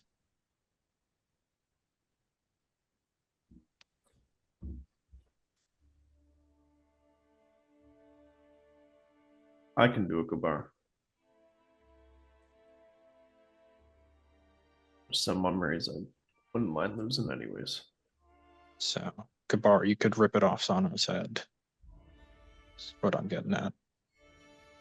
Yes, I don't think fighting Big Smile would be beneficial to our course of action that we want to get to all of these towers. Well, I will say it's not like you become a hostile creature, right? Just get dementia. I mean, sometimes it comes out as like if you're confused and scared, you might lash out. Sometimes. It's a pretty big ask of Sonar. I don't think we can do that. You ask for you as well. Yeah, but I don't think Sonar can take it. Sonar will say, Lady Moonbow guides me. I do ask my Erdair commands.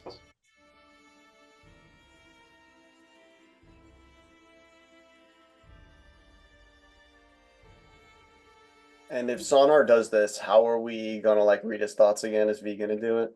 he's gonna do it.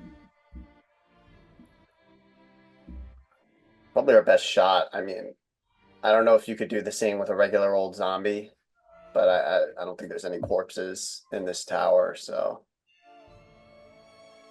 I don't think zombies can talk, and they probably got like a 2 intelligence. Right.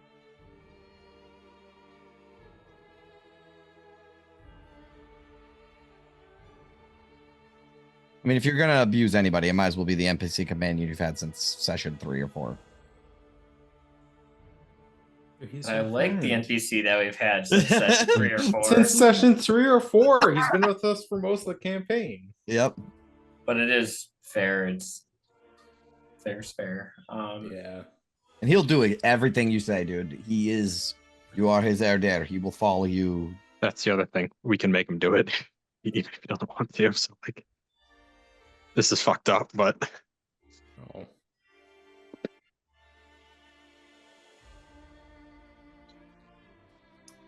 "15 seconds. That's what we get. All right, V, I need you to get this out in 15 seconds or less." I can do it, I think. The only problem is if he resists me, it will be harder. He won't resist you, and if he tries, he'll fail. All right. I mean, Sonar we can loves take the vote of confidence in him. we can take an hour to really mull this over if you want. I mean, I could probably use a breather anyway.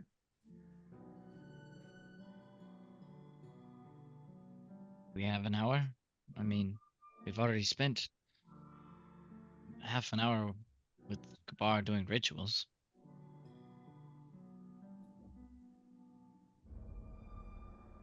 Yeah, you lost some of your wake up early advantage.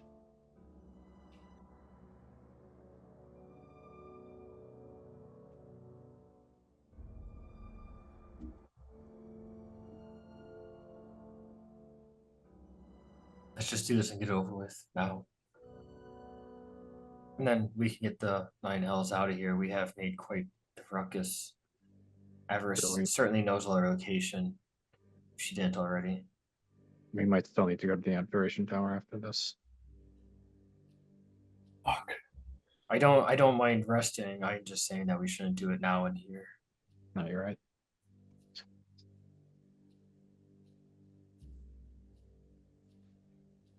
While you all are mulling this over, you hear a faint ping echoing from somewhere else in the city. It's loud enough for you to have heard it inside a tower far away. But most of you will recognize the sound as the anvil of disjunction.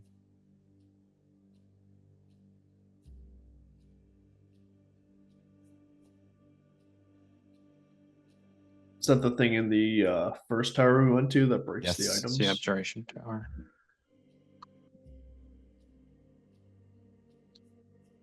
At least we know where Avarice is now. Hopefully the tomb tappers do too and can slow her down a little bit. Is that where we got ambushed the first time?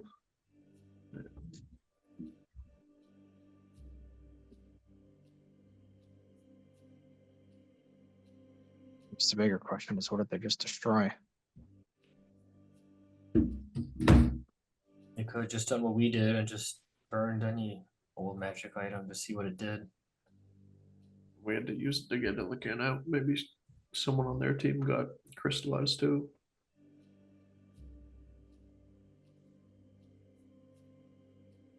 I don't know. Kid, are you okay with this? No, I hate it, but I don't see another way. Let's just do it and get it over with. I'm ready. I don't know what everyone else is waiting on. Oh, that fucking savage, damn. Don't forget, V and Sapphira both are still suffering from. No, I think Sapphira's I'm good, not. right? I'm Oh, not. Sapphira. Yeah. Just V is still suffering from Oh, Arcane okay. Blight. Right. Yeah, that's kind of messed up. Yeah, He's you got to have, get cured like today. Yeah. You're on the clock, V. Are you ready?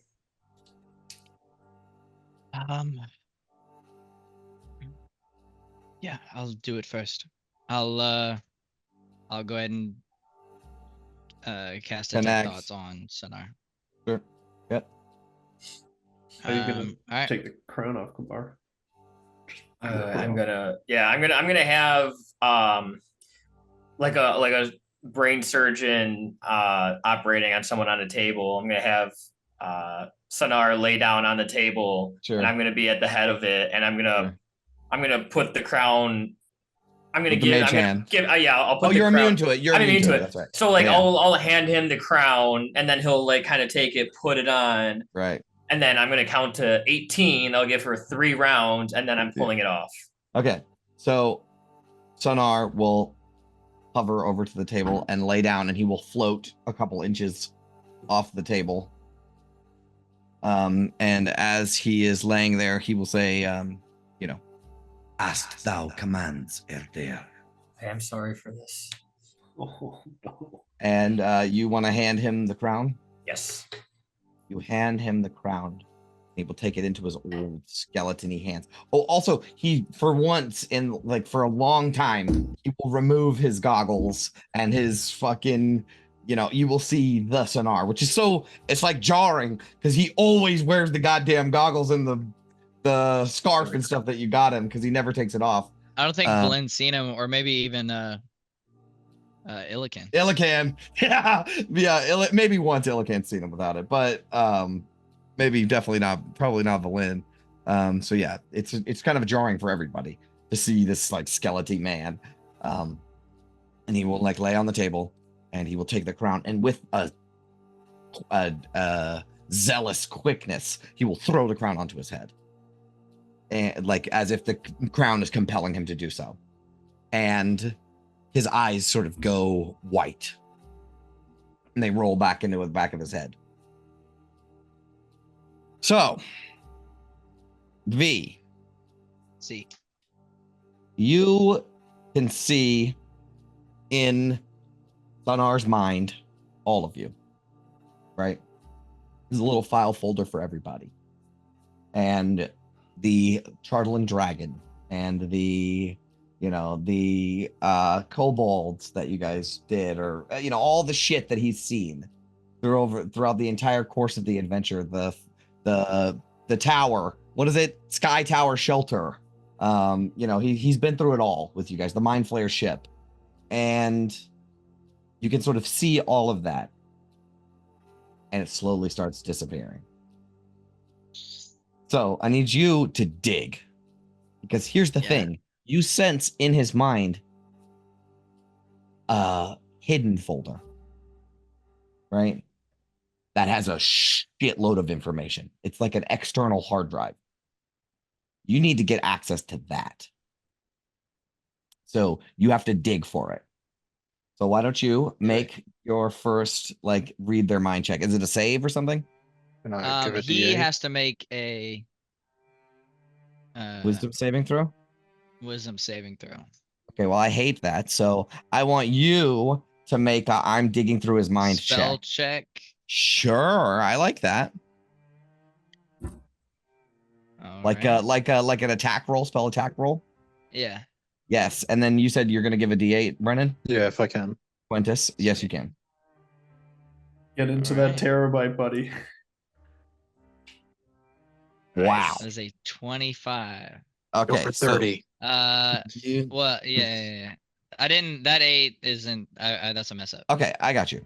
So you begin digging through his mind, right?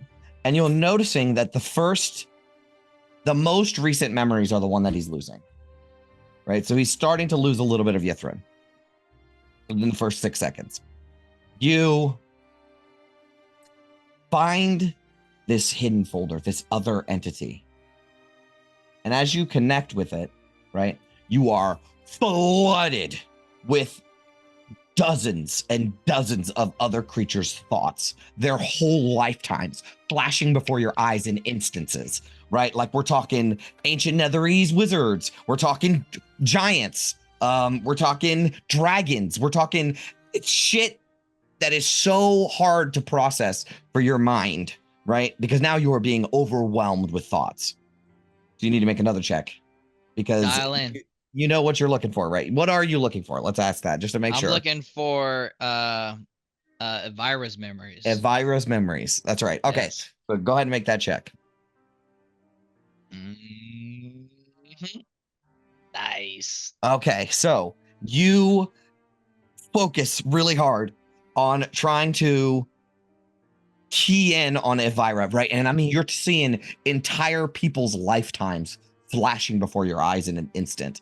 And it's like clicking the remote control, and you find a channel you want to stay on, you're dialing in, and then bam, you find it, right? And you just immediately stop on the one that you need, right? And you're seeing Elvira's life. Childhood, teenage, adolescence. Yes, and getting in with. You even get like flashes of Iriel Larthus, right, with the white hair. Yeah. But here's the thing: you got to dial in again. This is the final time. So you are looking for specifically the arcane octave, right? Yes. All right, this is your final check. Here we go. I got a D8 if I mess up. Oh my goodness. God. What? All right. Oh my goodness. So. Oh my gosh. So digging through Elvira's mind, you find. What you see, right? Her memory, and it's Iriel Larthus, but you don't see his face. You just see his robes and his staff, right? This very iconic, like you've seen it in every statue of him. This staff, and he just takes the staff and it taps. Her head must be lowered, and it taps her on the head, and you will get the phrase: Fourth, coax a secret from another.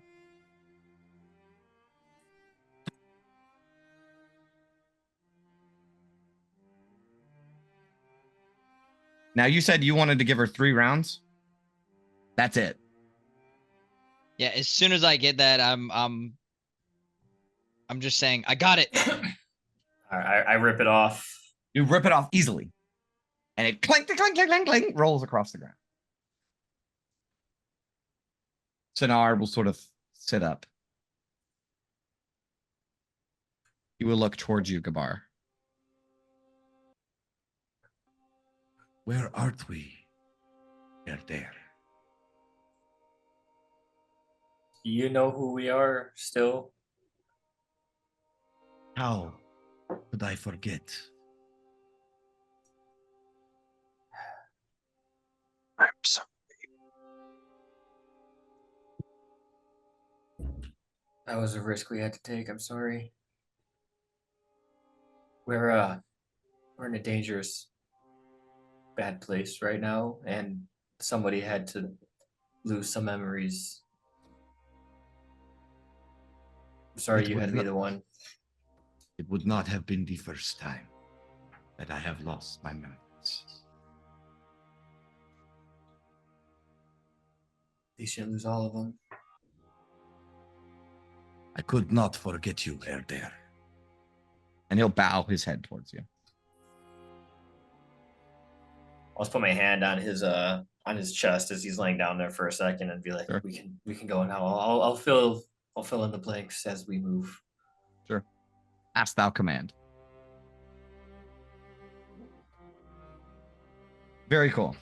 So that fucking worked. And was also awesome. So everybody take inspiration because that was so cool. Really happy that fucking V rolled high because I did not want to have to leave that crown on any longer. All right. Yeah, and that's the thing, though, right? Is that was the final round. But if she had failed, he would have just kept losing memory. You know what I mean? Like, the only risk is more memories. So if you talk to him for a bit, he's lost almost all of Yithrin. He does remember the Caves of Hunger, though. Okay. Sweet. It's not terrible. It's like a week. That was 18 seconds though. Yeah, like I said, in an hour, you like lose the ability to like be a person. That's crazy. So we're gonna take this crown and put it somewhere. Where you want to put it? Somewhere not in this tower. Yeah. I'll take it. Boleyn thinks you should keep it. Really? And we should definitely take that somewhere else. Yeah, when we no, get that's the idea. I mean, if we could take it with us to the Mythalar, past where Avarice can get it, we could potentially lock her out. Oh shit. Oh shit. Yeah. Oh, So Bar. I'm definitely That is way better than my idea of throwing it off the side of Yithrin. yeah. So we're gonna hold on to it and bring it with us. idea. We'll put it. I'm not even gonna put it in the bag of holding lest someone accidentally reach in there thinking of the crown. I'm going to like personally put this like on like I'm gonna tie it to my belt on Yep. my side. Oh, perfect. You do that. It sort of exudes this aura of malice, but you're fine. Like, it's not like the whole fucking Yithrin doesn't exude an aura of malice. All right. We got what we came for. Nothing left to be done. Yeah, That was- so by the way, it's fourth. Spin around in 3 circles and throw salt over your shoulder. Never change, V. Boleyn is like, no, but seriously, what is it? Yeah. It's you coax a secret from another. That one's more cryptic than the others. Weird. Third, the burnt palm loosens the tongue. Shed a secret about yourself for all to hear. So everybody get 2 secrets ready.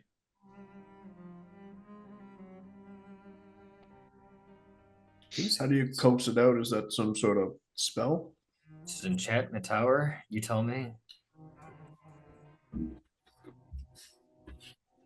Maybe you gotta tickle him.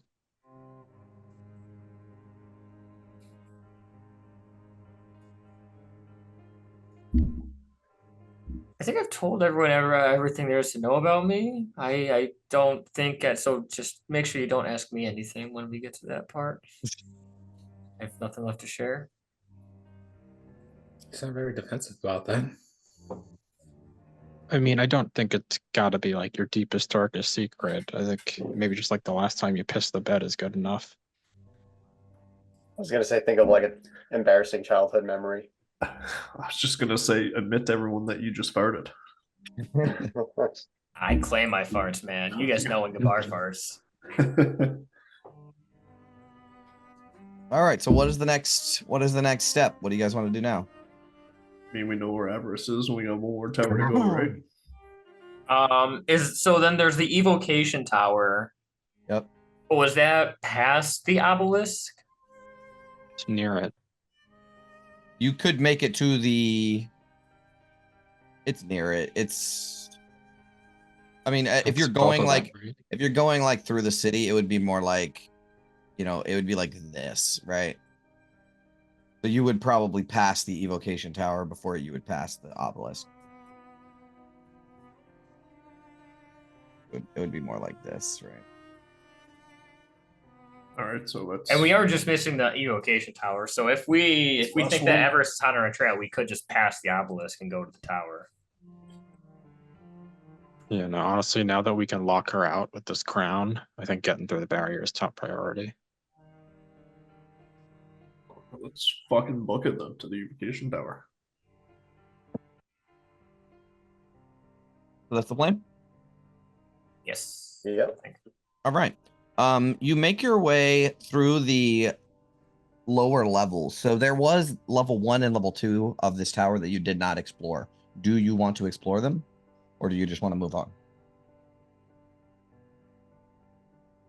Level 1 had the weird machine with the chair with the handles, and level 2 was like kind of like a, I don't know, looked like a hospital room kind of, but it was more torture-y. I think our main focus was just getting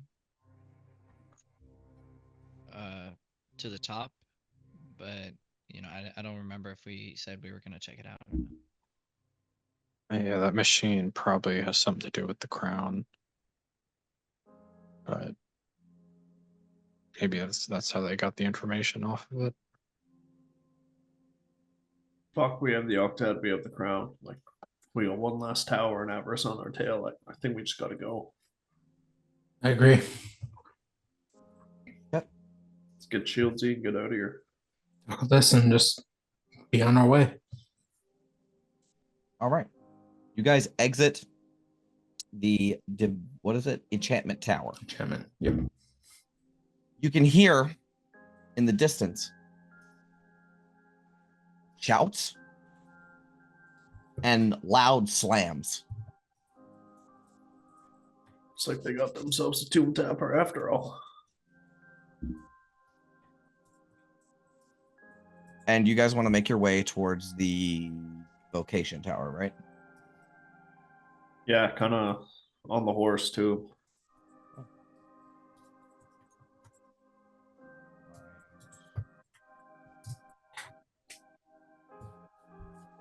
This is it, Snowdrifters.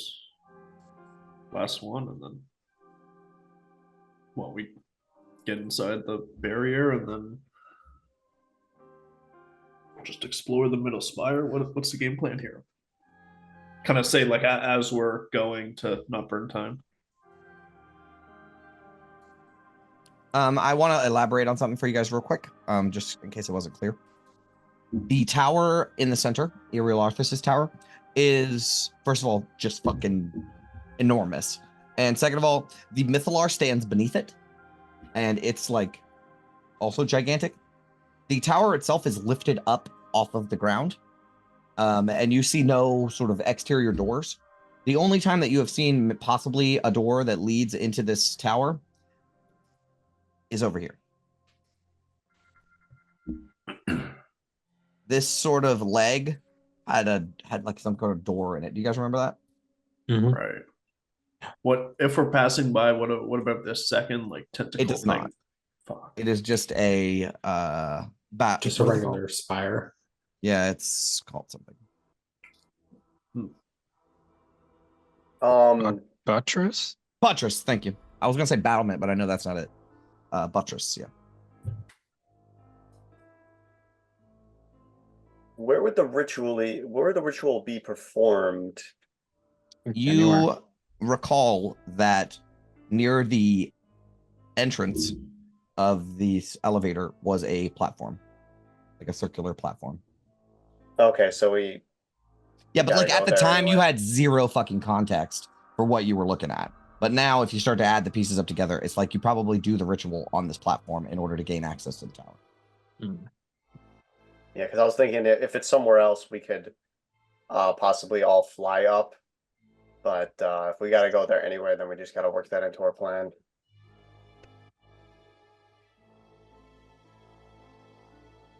Okay.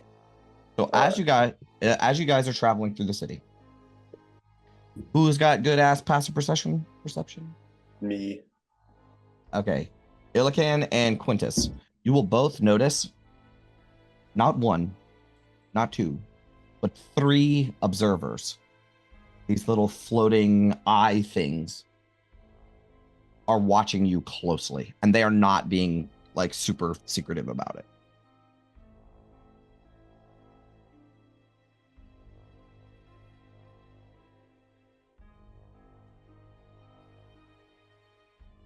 Seems we've gained Ariel Arthas's interest. I think we've had it. Or full attention, more like. You can make your way to the evocation tower over here. You will see as you go through the city streets, you make your way out of this sort of completely demolished section of the city and back into more what you've experienced so far here in Yithrin. And the Tower of Evocation is a rectangular prism tower that stands before you. Its structure showing signs of extensive damage. The pinnacle at the top takes the form of an axe blade. But it sort of, you can kind of see it in the art, right? Like it kind of looks like an axe blade, right? Near the pinnacle, a red arcane symbol hovers, casting a glow that highlights the tower's worn state. An arched double doorway leads inside of the tower's base.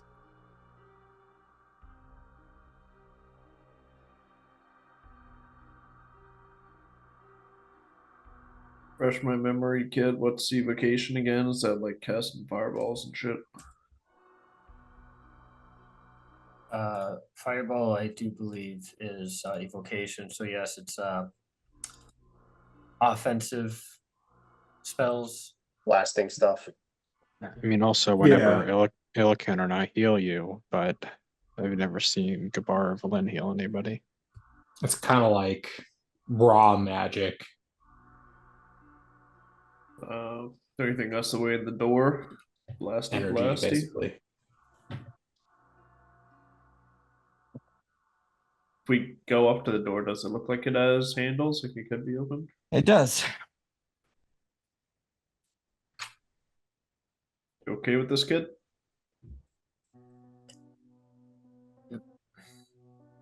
Could be warded. Could not be. Whoa, I thought we already did a warding one. Which one of your schools is wards? Big Small doesn't wait for an answer. He goes to open the door. You open the door and a fireball. No, I'm just kidding. Boom! To the face. All right, so you open the door, and let me pull you guys over to. Although damage is like the least scary thing a wizard can do to you. True. Yeah. We are here. You guys, everybody have vision? Yeah. Mhm. Whoa. You can see the entire map. No, we just see a corridor with some Just a sliver. energy. Sweet. Okay. pulsing. So you walk into the room. 4 braziers in this chamber spark to life when you step in. So it was dark in here.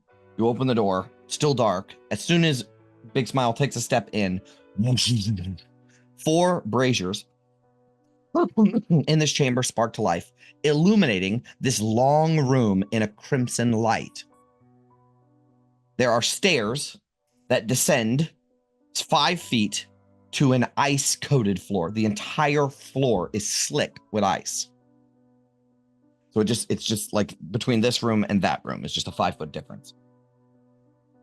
The walls are covered with tapestries depicting wizards posing in athletic stances around a large trophy. And in the center of the room, oh no. They're surrounding a large trophy and an electrified sphere. Empty bleachers are arranged on either side of the room. And every few seconds, sparks fly from an electrified mast shaped like a trident in the center of the room. This looks like a miniature chain lightning stadium.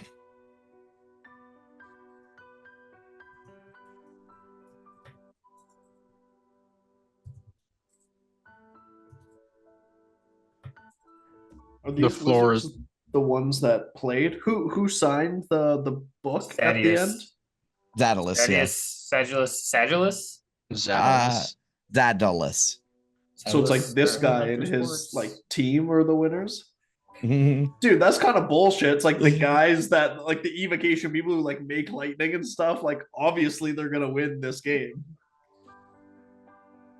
Yes, how could an NFL team beat a Pee Wee football, team? Yeah. How is that fair?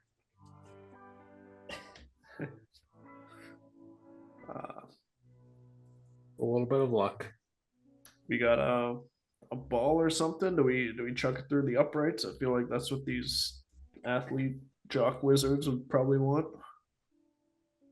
There is a doorway on the opposite side that probably leads like further.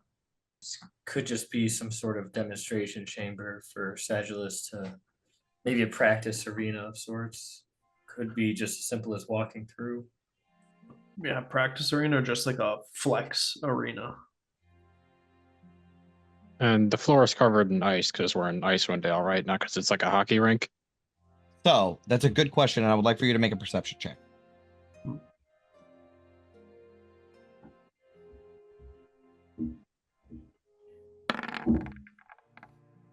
Sure. I've never done a sport.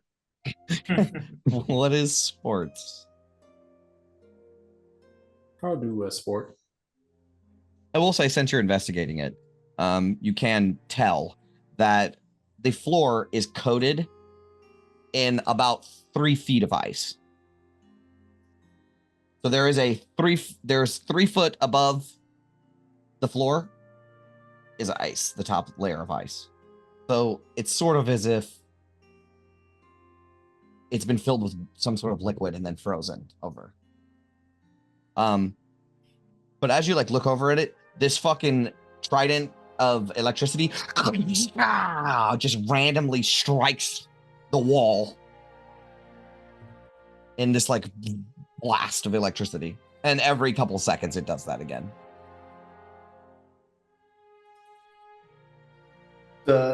Does this like wizard tower make more sense to Big Smile than all the others? Like the key to getting through them were usually magic stuff. This one to like Big Smile as an athlete is like dodge the fucking lightning, and like that's the quote unquote trick to get through it. Is that what Chris thinks? I think that's what Big Smile would think. Okay. All right. Yeah, sure. All right. Yeah, fuck, I'm going for race it. to the top of this one.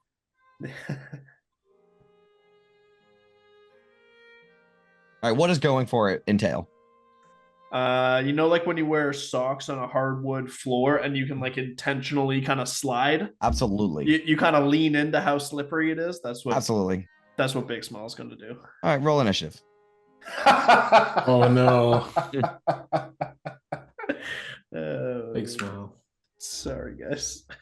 Big Smile or everybody? Everybody can do it just to be on the thing, but Big Smile only. Guess I'm putting in your work. It's a +4. Whoops.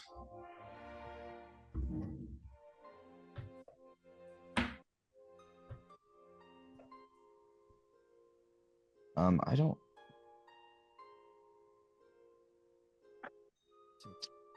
Oh, it's the whole thing.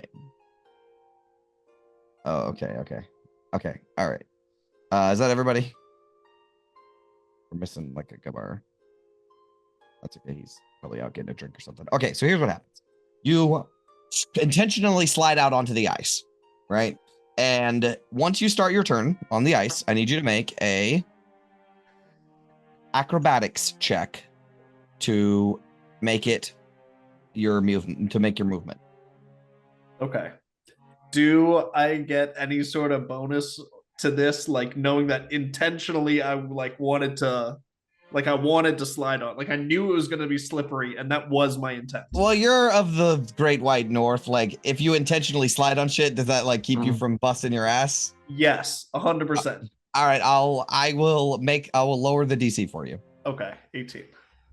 Okay, yeah, you can move your full speed. That's the Canadian bonus right there. It was. Yeah. All right, so He you just can move fully your. has to take your word for it. Yes, I do. So you started there, and you can make your movement. So move 30 feet for me. I have 45. Okay, can you make it across? Not quite, but I can get pretty close. You know, not going directly through the trident, going around it. That's how Absolutely. far I can get. Okay. So once you pass the trident, I need you to make a dex save. Okay. Oh, not the +3 surges. That's fine. A bolt of lightning fucking strikes out against the wall. You dodge past it. You can use your action to dash as well if you wish. Yeah, will do. Okay. You can dash across to the other side, and you will see a door to your left that leads to like a small closet, probably, and a spiral staircase that leads up to the tower. Now this tower makes sense. You guys watch as Big Smile just like fucking ducks and weaves and slides and kicks off the bleachers and does some like ninja shit and makes his way across the room without getting zapped to death by lightning. It's easy. You guys, we're not like in initiative. I just need to do like turn by turn. So would anyone else like to try to make their way through this chamber? Big Small would give the instructions to of like, you know what's slippery? Use your momentum, keep your legs strong, and then look for the arc because that's coming too. And like trying to coach it, but it's probably too convoluted. But I'm gonna Misty step across. Okay. Okay, coach. I'll step like 5-10 feet onto the ice, so I do have to still like save myself a little bit. You do need to make that save though, or check. It's an acrobatics check, not to immediately fall prone. Okay, you're probably good. Okay. I don't do it gracefully at all, but I'll like do that, and then as soon as I get there, yep. Wait, no, it's 30 feet for Misty Step. Shit. So I do gotta at least like. I'm just gonna try to slide as far as I can till I get to this thing, and then pop off my Misty Step. Okay, make a dex save. Dex. Okay, so you run and slide, and you get close to this electrified mast in order to get, and you get your spell ready to cast, and lightning strikes out, and it hits you for 7 lightning damage. Ouch. But you can use the rest of your turn. Yep. Bloop. Done. You make your way across. I guess I don't really need initiative. Yeah, but that's no fun the way you did it. All right, who's next? Billiken will go next. Okay. You step out onto the ice? Yeah, he's just gonna try what Big Smile did and hope that his claws don't cause too much friction. Okay. Make an acrobatics check. All right, here we go. Ooh. Okay, you fall prone. You're like right at the beginning. Yeah. Well, this is not ideal. You still have half your movement and then your action to dash. All right, yeah, that's what he'll have to do. Yep. So he moved. Like, let's say he moved 5 feet. So We'll say you can just have 15 left, and then yeah, an action and yeah. dash. Yeah. So like, move up here. Make a dex save for me. Yep. Okay, you narrowly dodge as lightning strikes the ground. Right, and then another 15. No, you get your full speed after you. The full. If you dash, yeah. Okay. All right, then he'll just go as far as he can. He'll slide across. Yeah, like up to there. Okay. All right, that's your turn. Who's All right. next?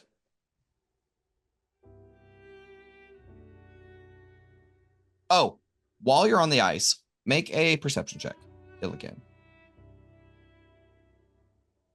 All right. Oh my fuck. Okay, so you notice something is strange about this ice. The texture of it is wrong. It doesn't feel like frozen water. It feels like some other weird frozen liquid. The other thing about it is almost right below your feet, there is a humanoid skeleton buried in the ice.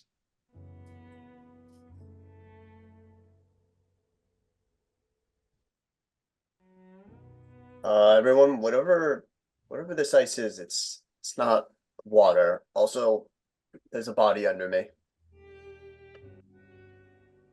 That is your turn. Who wants to go next?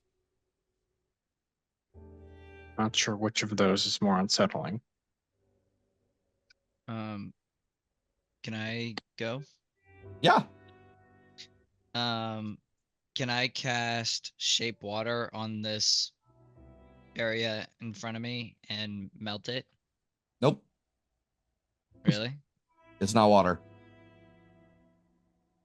Oh, yeah. All right. Well, I think you're right about that.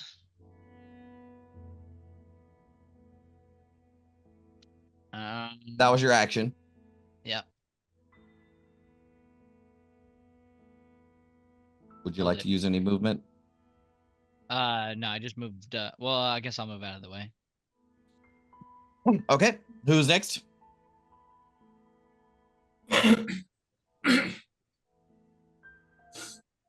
Jabbar, do you want me to get Sonar across, or are we afraid of him getting fireballed in here? I was just gonna vortex warp him across if you want to get someone else, or you can bring him.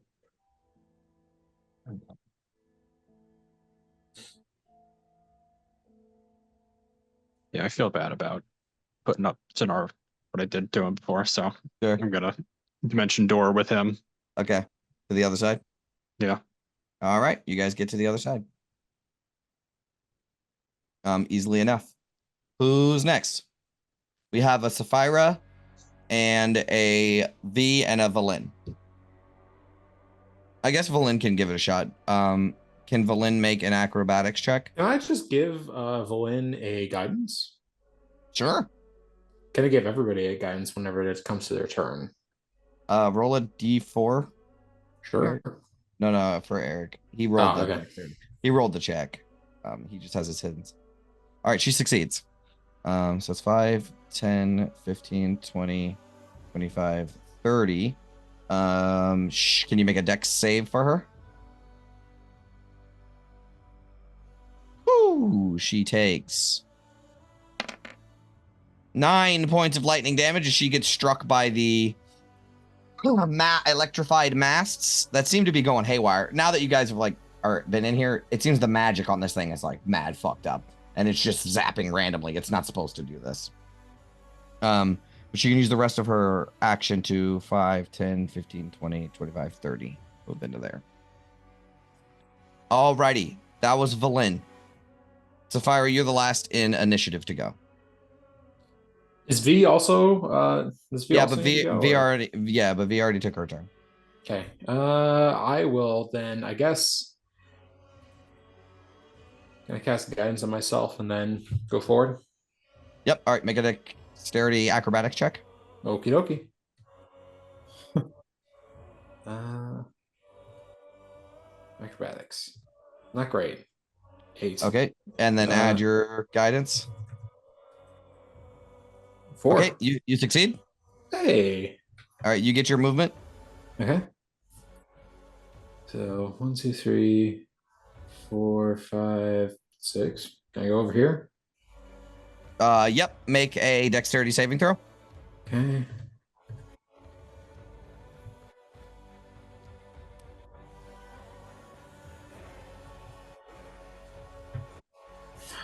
$11.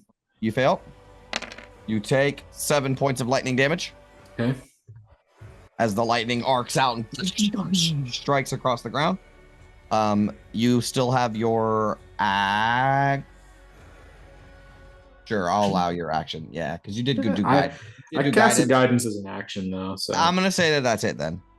Okay. Because V casts a little cantrip thing, and that was her turn. Okay, so we're gonna cut back to let's do it in order. So Illican, you want to just move? Let's see if we can get these this like one square without falling prone. Yeah. So make a acrobatics check just to see, just for funsies, just because it's fun. Either way, you can make it. Yeah. Okay. Oh, Okay. Yeah. there we go. Easily. You dig your claws in this time. He takes long, careful steps. Mm-hmm. You can make. I'll just put him here so he's not blocking. Yeah, it. that's fine. That's fine. All right. V, you're next. What do you want to do? All right, I'll step out onto the ice. Make a acrobatics check. Okay. You succeed. You get your full movement. All right. But action dash, I'll make it across. Okay. Make a dexterity saving throw. Okay. All right, you succeed. All right, last but certainly not least, Sapphira. Yes.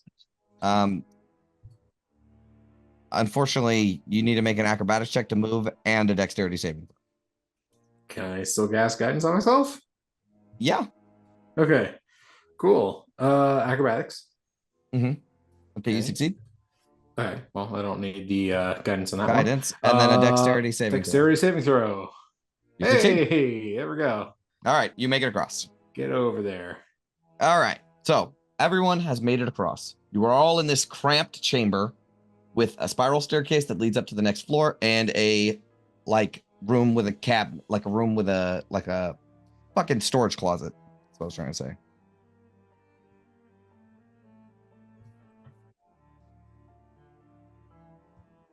What's in the closet? I guess.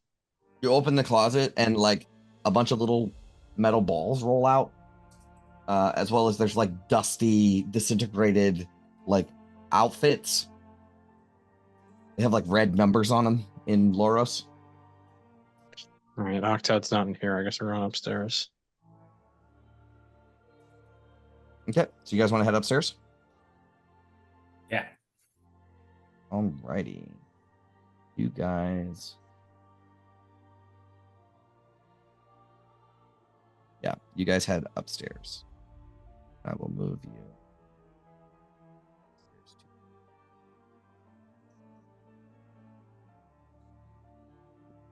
So, you guys make your way upstairs. Several red orbs float around the ceiling, illuminating this large hall. Cracks in the walls let in a freezing chill, but are mostly covered by partially dissolved tapestries, depicting the profile of a handsome, athletic man. On both sides of the chamber, 3 crystal cylinders line the walls. Most of them are smashed with only their metallic bases remaining, leaving the shattered glass scattered across the floor. But this one is intact and this one is intact.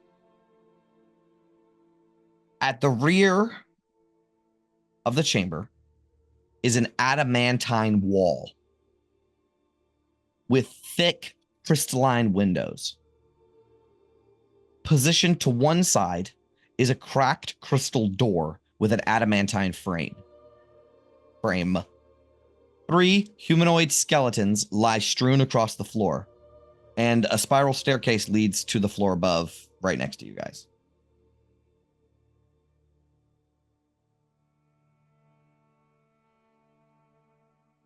What's on the far side of the room? A adamantine wall with Oh. crystal windows, and then a crystal door on one side.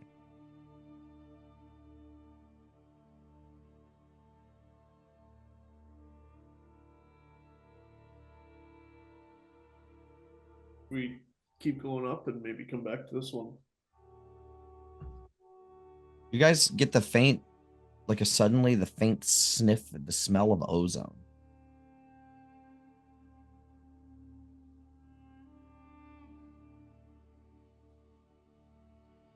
Are we about to get struck by lightning? Suddenly the whole room is illuminated with this blue light as snaking from the ground is this serpentine-like bolt of sparking electricity that sort of snakes and rises up out of the ground, and it strikes across the room. Roll initiative. Right. Roll initiative. Well, hell. Well. Ooh, that's 22. That's +4, right? There is the art for it. Ooh. It appears to be a living bolt of lightning. Running in the org gets a +4. Is that am I missing a character upstairs? Is that everybody? Quintus. Where's Quinty? Quintus, yeah. I'm here. I'm under some. Quinty? Oh. Okay. I thought we were missing somebody. All right. I got to roll for my guy. And it is going to, you guys are prepared, so it's not going to beat you striking out at you. But Quintus, you are first in the order, as it's like a snake-like bolt of lightning. It's like alive. Yeah. Smelling the ozone on the air, being ready for it. I'll just try and slow it down and cast Ray of Frost on it. Okay. That's an attack roll? Yep. Okay. You hit. And let's see if this thing gives a fuck about cold. Yes. Yes. It takes the damage. All right, cool. And its movement speed is reduced by 10. Cool. So you blast it with this icy blast probably out of the staff, right? Yep. And it strikes across the room and coats this bolt of lightning, which shakes it off because it's like, it's living electricity, right? So it's like constantly shifting and moving. It's not just like one sort of thing. But I mean, it still takes the damage. Is there anything else you would like to do? I'll just move back down the stairs a little bit. Okay, no problem. Gabar, you're up. All right. Let's try to figure out what this thing is and is not resistant to. Okay. 19 to hit. That hits. Yeah, I throw some paper. It forms darts. 6 of them hit.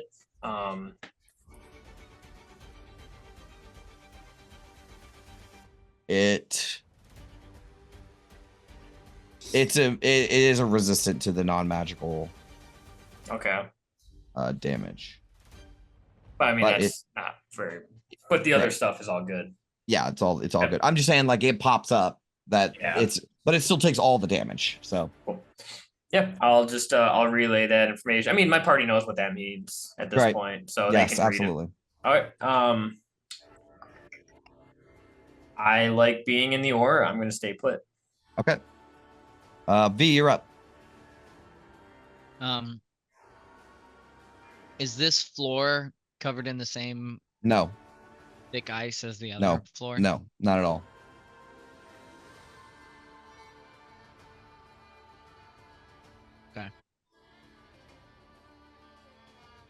I'm gonna run 5, 10. Climb up on. Is this a desk? Yes. 15, 20, 25. I'm gonna move on the other side of Sapphira. Okay. Get some high ground. I'll blast this thing with. Let's do a. Just going to do a mind sliver. It is immune to the damage type. All right, figured. I mean, honestly, I'll just let you know this, V, because I don't want you to keep doing like it. It's just fucking. It doesn't have a brain, right? So it can't take psychic damage. So I'll allow you to change up what you want to do. In this case. All right, appreciate it. Yep. I will Appreciate do the a opportunity. firebolt then. Okay. Yes. Firebolts. Feel so blessed to be here. You hit. And you That blast is- the crap out of it. 12 fire damage. It is almost bloodied. Sweet. Is that your turn? Yeah, that looked like it did some good damage to it. Oh yeah, for sure. Cool. Yeah, I'll end my turn. Yeah. Sweet. So, what 5-foot line do I want to fuck with here? I guess to hit the most targets, I want to do Illican, Valin, Big Smile. I need each of you to make a dexterity saving throw. I like how Elaine? you bend that to include V in there. Let's see. At least it doesn't do bounce anymore. It used to bounce off walls and stuff. Okay, so it looks like everyone succeeded. So Yeah, they bounce in Baldur's Gate too. do they? It's an old mechanic. Wow, that's a lot of ones. So 12. So the other than Big Smile, they take 12. So Illican, you take 12 lightning damage, and Valin takes 12 lightning damage as a lightning bolt strikes out of this thing and then comes back to its form. It has no need for. Oh man, it would have been better to do the other thing that it does. Oh well. It strikes the crap out of you guys and then sort of shifts a little bit. But that's all I can do. Big Smile, you're up. If I can punch a laugh, I can punch a lightning. Okay. If you can dodge a laugh, you can dodge a lightning. You're the first one hits for 10 for sure. The hair all over your body stands on end as you run up near this thing, as just static is arcing off of you. And you weird feeling. you punch into it, and it seems to hit something hard.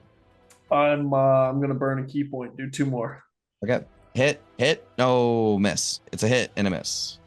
16. So another 6, 16 total. Yeah, I got you. All right, it's still up, but it's like flickering and fading now. All right, is there anything else you would like to do? No, I don't have enough movement to get all the way around it, so I'll stay there. Okay, Illican. Okay. Is there a big piece of metal in this room? Sure, like on the ground over here. See my movement. I don't even know if I can make it over there. Oh. All right. So maybe there's like a Illican will go over here and there's what like at the base of this thing. Yeah, some of the metal is splintered off for sure. All right, Illican will like rip it out of the ground. Yep. And he will go up as close as he can, Uh-huh. and he will chuck it at this thing. Okay. Make do you have a dagger attack? Yeah, I have like my scythe. Sure, do that. Let's see. Okay. Okay. So that is literally just enough to kill it, because I think in the terms of what you were trying to do, you take this jagged sort of shard of metal, toss it at it. It is immune to its own sort of lightning effects, but I'll say that it's not resistant to the non-magical damage because of the whole metal lightning thing. So it will strike into it.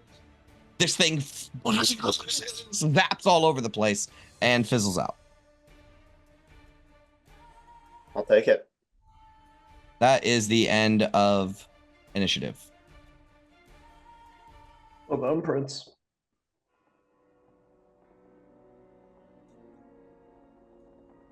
While you are in this chamber, Ilakan, I want you to make a perception check.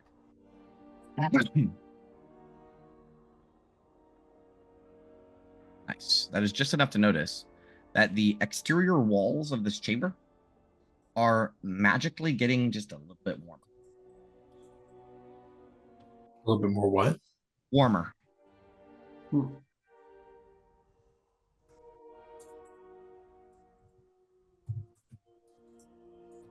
Okay, I'll relay this to everyone. Any idea how to get through these panes here? No. Well, there's a door on one side that's like slightly ajar.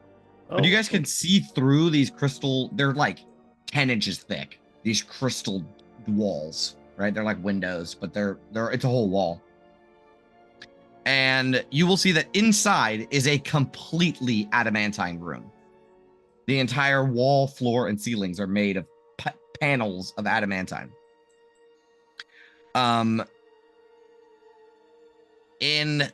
There's like large scorch marks on the floor, wall, and ceiling of this adamantine room. And in the center of the room is a giant 10 by 10 foot ice cube.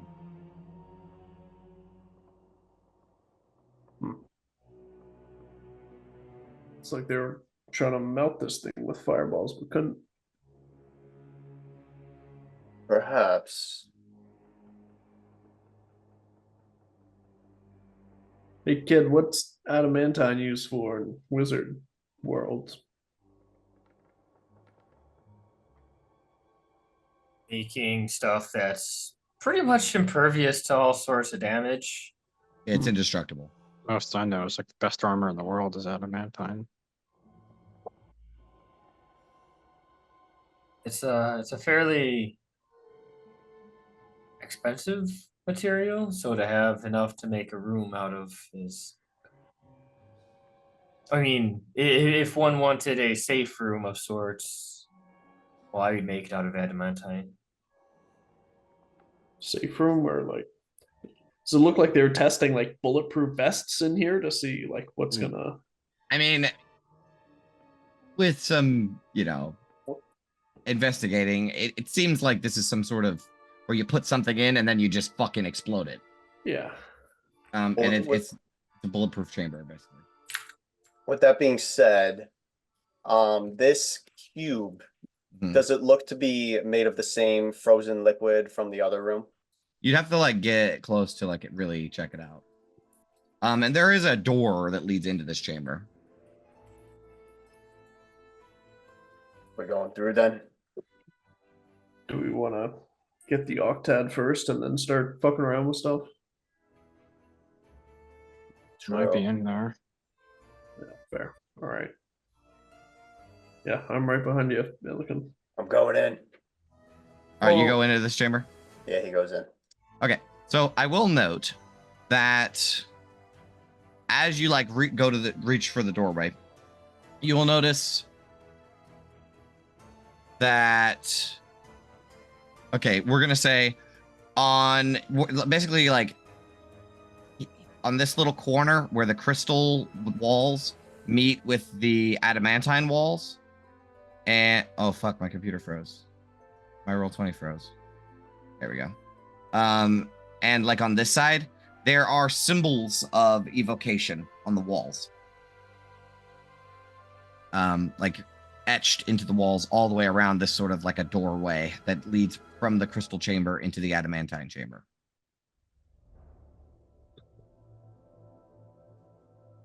But yeah, you can check out this 10-foot by 10-foot ice cube. And make a perception check. I will do that. Okay. Oh, Okay. While this is going on, there is basically empty desks. A bunch of ruined crystal sort of tubes. There is a not ruined crystal tube here and a not ruined crystal tube here, and 2 skeletons. Would anyone else be doing anything while they are checking? Can I look Trying to, and like- see if the skeletons have anything cool? Sure. Yeah. What were you gonna say, Quintus? Were these tubes like containers, or It seems just trying to figure out like what they're? Is there anything left in them? Make a perception check. Make a medicine check.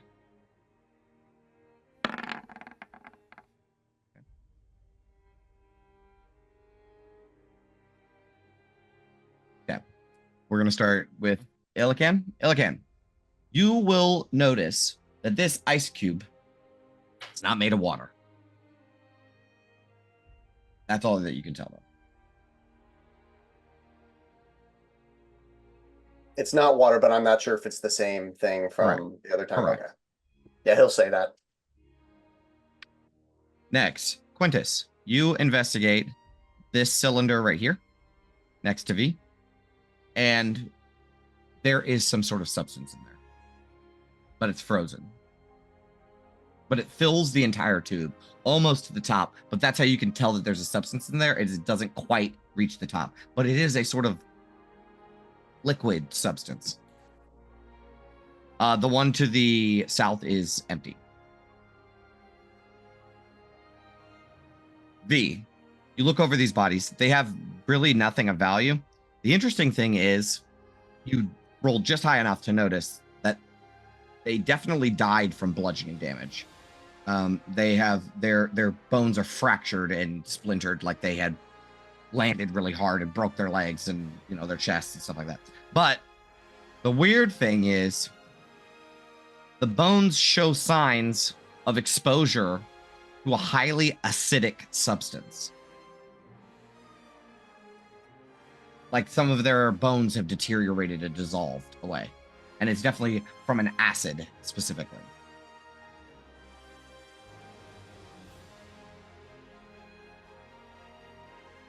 Is Quintus right next to me? Yes. Hey, Quintus, I don't really know how I know this, but it looks like these things were destroyed really bad with some magic spells, maybe. It looks like some acid, and they were crushed. Maybe a creature or something did this to them. I mean, that kind of all sounds in the realm of evocation magic to me. Blasting people I with was acid, thinking cold, that as fire, well. lightning. You think the evoker turned against his subjects?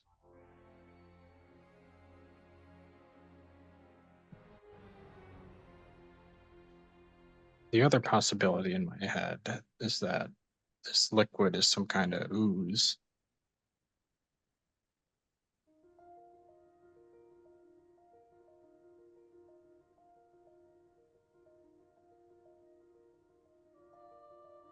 Who's like the creature? Like Teenage Mutant Ninja Turtles? Like Jubilex the Demon Lord type of ooze.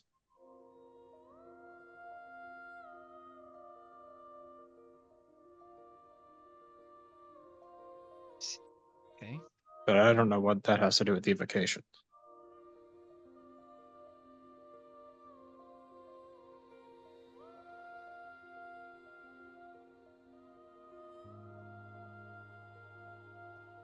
Is there anything else you guys would like to do? There's desks in this room. Correct, but they don't have any papers or anything on them. I think so. Correct. They do not have any.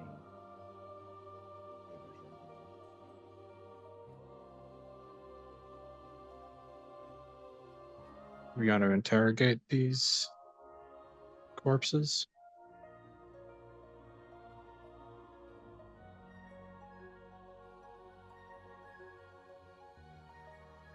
Can. I was thinking about it. See what at least happened to him. Is Illigan okay in there? Yeah, again, what do you want to do in this chamber? It's only the cube, right? Yeah. He's hesitant to touch it. What, big smiles with me? Yeah, big smiles with you. Yeah.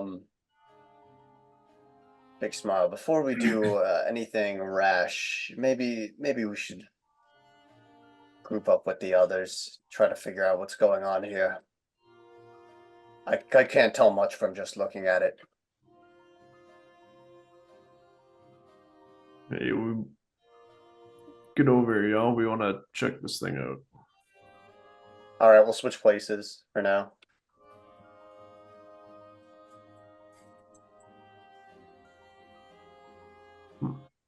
Yeah, if there's nothing on those desks, I think I'm gonna No. go look at. Yes, sir. I just like beckon everybody over. Sure. I mean, whoever wants to go over there can. I will note to Gabar real quick that there's like a archway sort of thing that separates the adamantine room from this sort of crystal room. The floor and ceiling are both still adamantine of this crystal chamber. However, in the crystal chamber, the doorway that leads into the adamantine section has like evocation symbols dotting the outside of the door. What were you going to say, Quintus? Do we have any idea what the substance is yet? Still mystery ice. Yes, mystery ice, from what you can tell.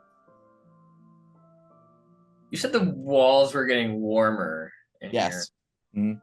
Are they still? That Illican said. Did Illican tell everybody? Yeah. Okay, yes. I mean, if you touch the walls, you can definitely tell it's warming up for sure. Well, if it is a frozen ooze, we probably don't have much time before it's thawed out. So we should do what we need and get out. This looks to be some sort of intrinsic field generator, if I am reading it correctly. Fucking good read. But I love Watchmen. These evocation sigils around the door. Can I try to get a read on them? Arcana.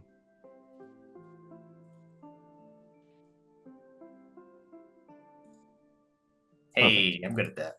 There are two things that you recognize. One, you will recognize some of they are custom symbols. They definitely represent evocation. There's a strong evocation sort of symbology in them, but it's also mixed with the same, almost identical as the shield spell. You will discern that this is a reactive wall of force. You're unclear on what the trigger is, but there is a sort of idea that you stand in this chamber and there is a reactive wall of force that appears to block off this chamber from this section of the chamber. Does that make sense? Yeah. That makes sense.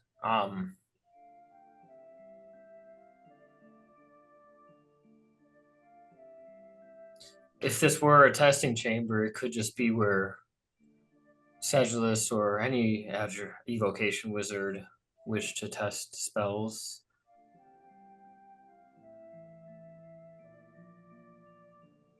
Without risk of blowing everyone else in the vicinity up. Yeah, I guess this is their version of the power word echo chamber.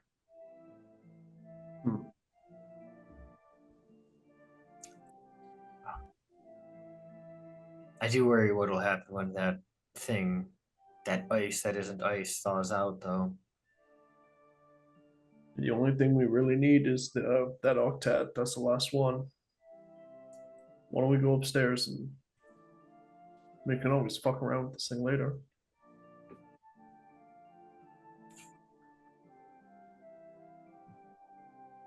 That's good to me. All right, you guys want to go upstairs? Can I cast a spell first? Sure. I'm gonna burn 3 sorcerer points to cast Speak with Dead on one of these guys. All right, you do it. You call forth the spirit from the other side. The skull sort of lifts off the ground. You have a connection. I just want to first know, like, how it died. It will say, "The city fell."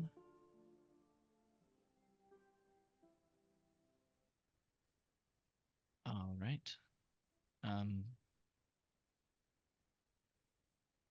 Not sure how that correlates, but okay.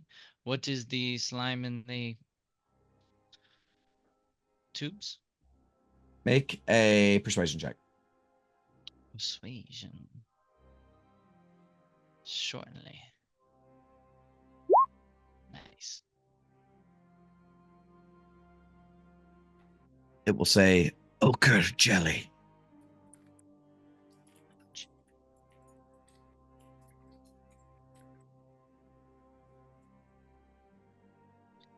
And the chamber at the end of the room there, what's the thing in it, and what's the purpose of the chamber there?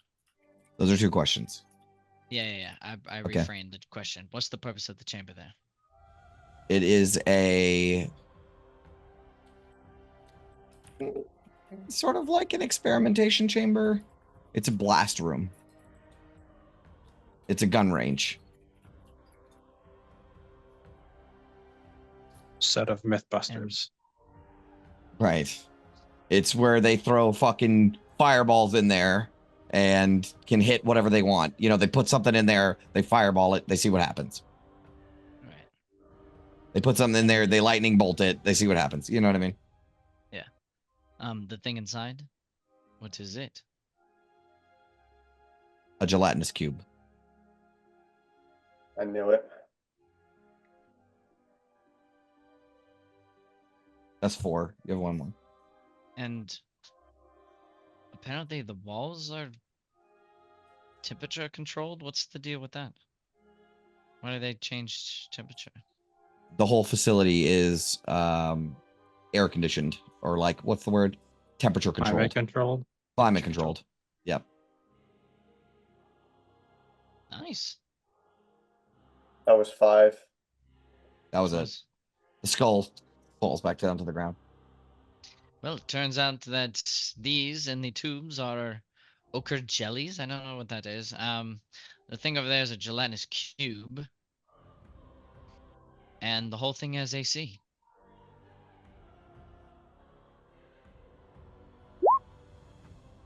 Ochre, CH. There you go.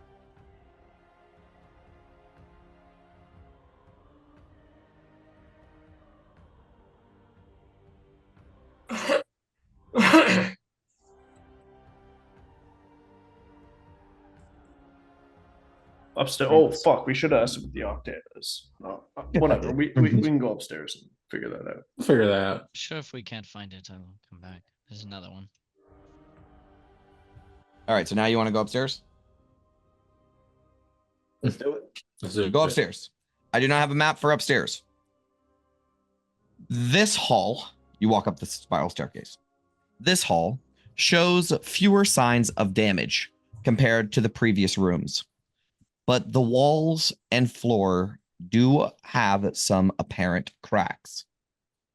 Throughout this chamber, adamantine walls create several individual cells with shimmering, transparent walls that seal off each one.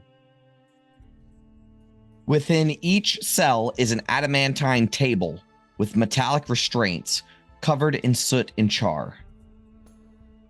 Interspersed between the cells are ruined tables, and the remnants of books and papers are strewn across the chamber. At the back of the room, a shimmering shield of force covers an archway leading to a staircase beyond. Flanking the doorway on either side are the tattered remains of banners depicting a handsome wizard holding an electrified ball high in the air. So it's kind of like a prison. There's individual cells made. It's basically the whole fucking room is adamantine, except for like the central sort of hall. Individual cells, each one has a transparent sort of shimmering invisible field that covers the doorway for each of these cells. If you look into some of the cells, there are like two corpses, and then one of the final chambers has like what appears to be like a preserved dude.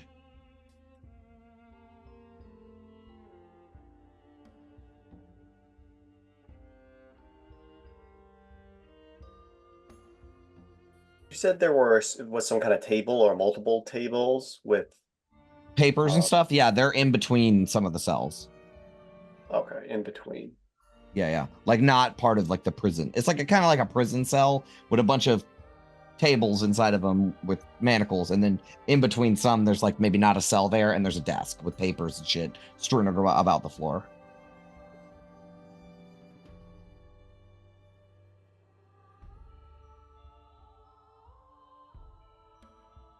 Oh, and nearby on the wall of each cell that has a shimmering force field is a red sigil.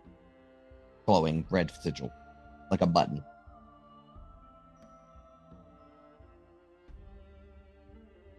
Does all of that make sense that I just described? Oh, we already found the jail / re-education area.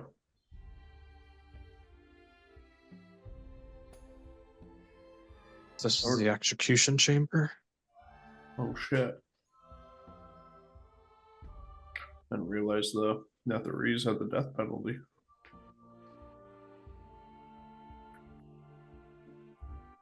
Like you can look into one of there- this. Yeah, so I was about to do that. So you can look into one of these cells and see like a charred fucking corpse. And then in another cell, there's a charred fucking corpse. In one of the final cells on the back side of the room where there's an archway that probably has a staircase that leads up. In one of the final cells, there's the shimmering wall with the button on the side of it. And on the table is a person in like tattered fucking clothes. So preserved as in real flesh. Well, I say preserved. He's not, he looks like he just got put here. What does he look like? You can sort of see through the shimmering. He's wearing like peasantry kind of clothes, like a ruined tunic, some tattered pants. Let's see if I have like a description. You know what? I bet he has, his chest is actually open. So his clothes have been cut off of him and they're sort of resting to the side. And there's like a stitched up cut in the center of his chest. But his chest, like, oh no, it doesn't move. He's just like perfectly still.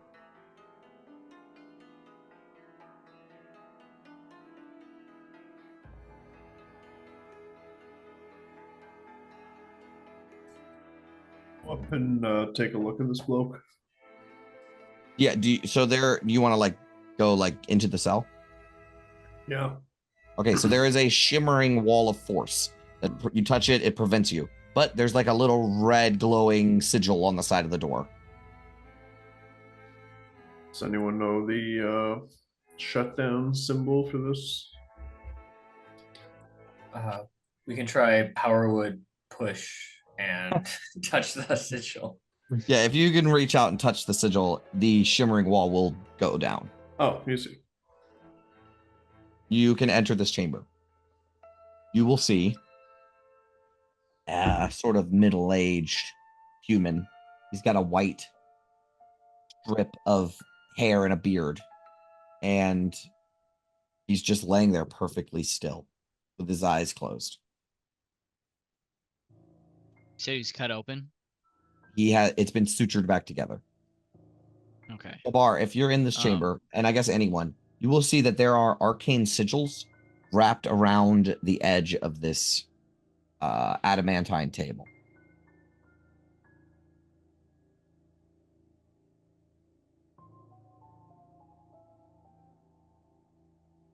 Can I get a read on these sigils, what they do? Sure, you can definitely immediately recognize there's some sort of transmutation magic. But why don't you make an Arcana check, and I can maybe give you some more.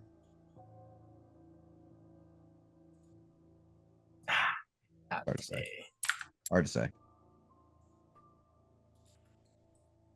Valen can take a look at it. Valen, make an Arcana check. Yeah, no, Valen has no fucking clue. She rolled a 1.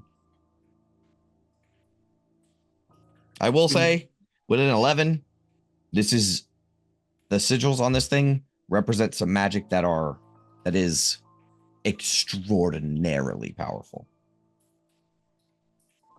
Like maybe that's why you don't recognize it, is because it is far above the level of magic that you can cast.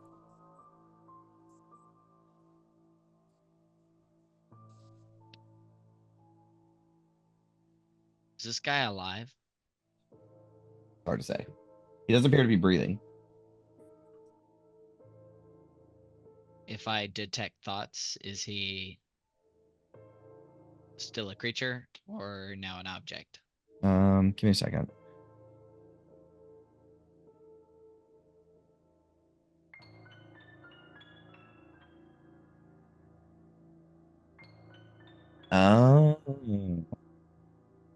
There's another detail I missed.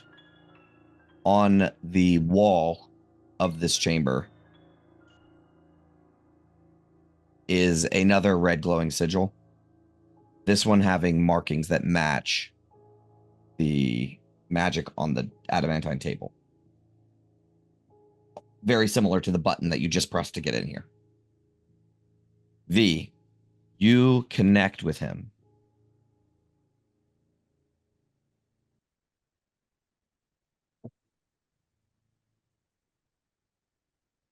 So this is the strangest thing.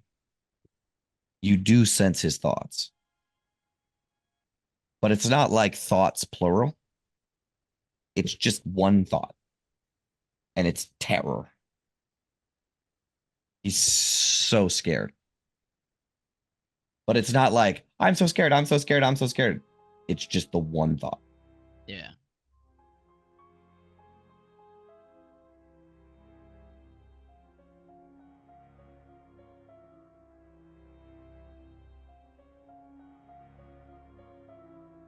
Oh, I got all the chain lightning stuff, but I don't know what's going on this level. Wasn't I don't know how alive that guy is, but there's something in there.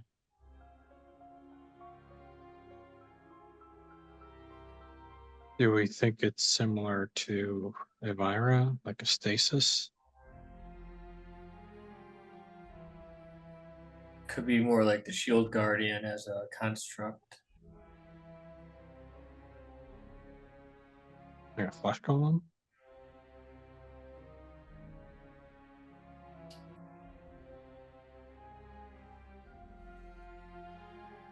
Hard to say. It doesn't seem to be moving at all. Maybe it's some kind of permanent, like torture. Belen will note that there is a symbol on the wall that she has a feeling if you touch it, it may activate and deactivate whatever fucking shit is on this guy. Is he like sitting on this table? He's laying down. He's lying down. Mhm. Yeah, this might do nothing, but can Illican try flicking a little bit of his ash like across the table. Okay. You flick some ash across the table, right?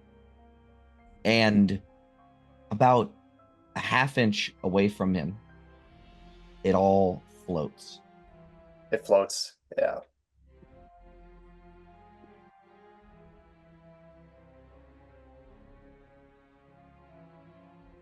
Does it stay there? With your keen perception, you can notice the slightest bit of descent as it's slowly falling, but What? just fucking barely. I'm no wizard, of course, but what was that magic that all of you were talking about with the obelisk? I think you called it chronomancy.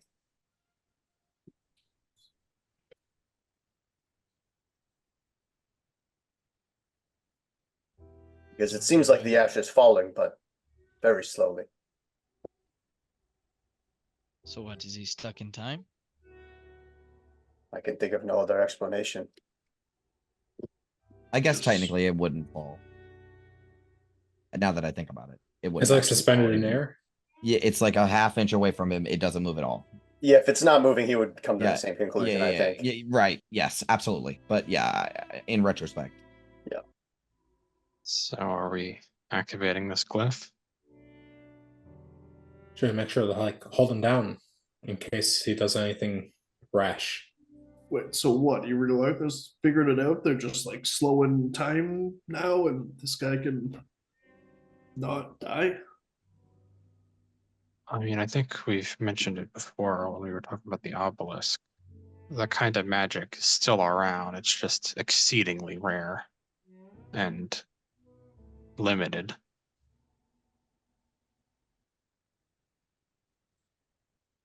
Yeah, sure. Well, fuck, let's press it. Wait till I'm out of the room first. Right, I was about to ask who is in the room.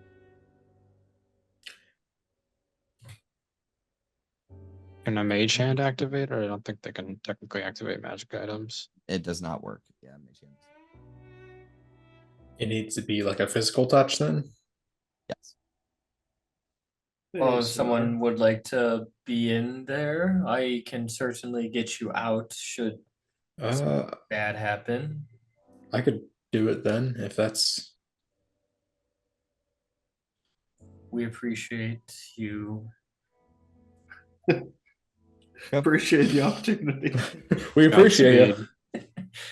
Godspeed, and All I right, look so back and I'm like, I mean, if anything does go wrong, you are. I will get you out of there, Sapphira. You have my word. okay, let's pretend that this on my map here.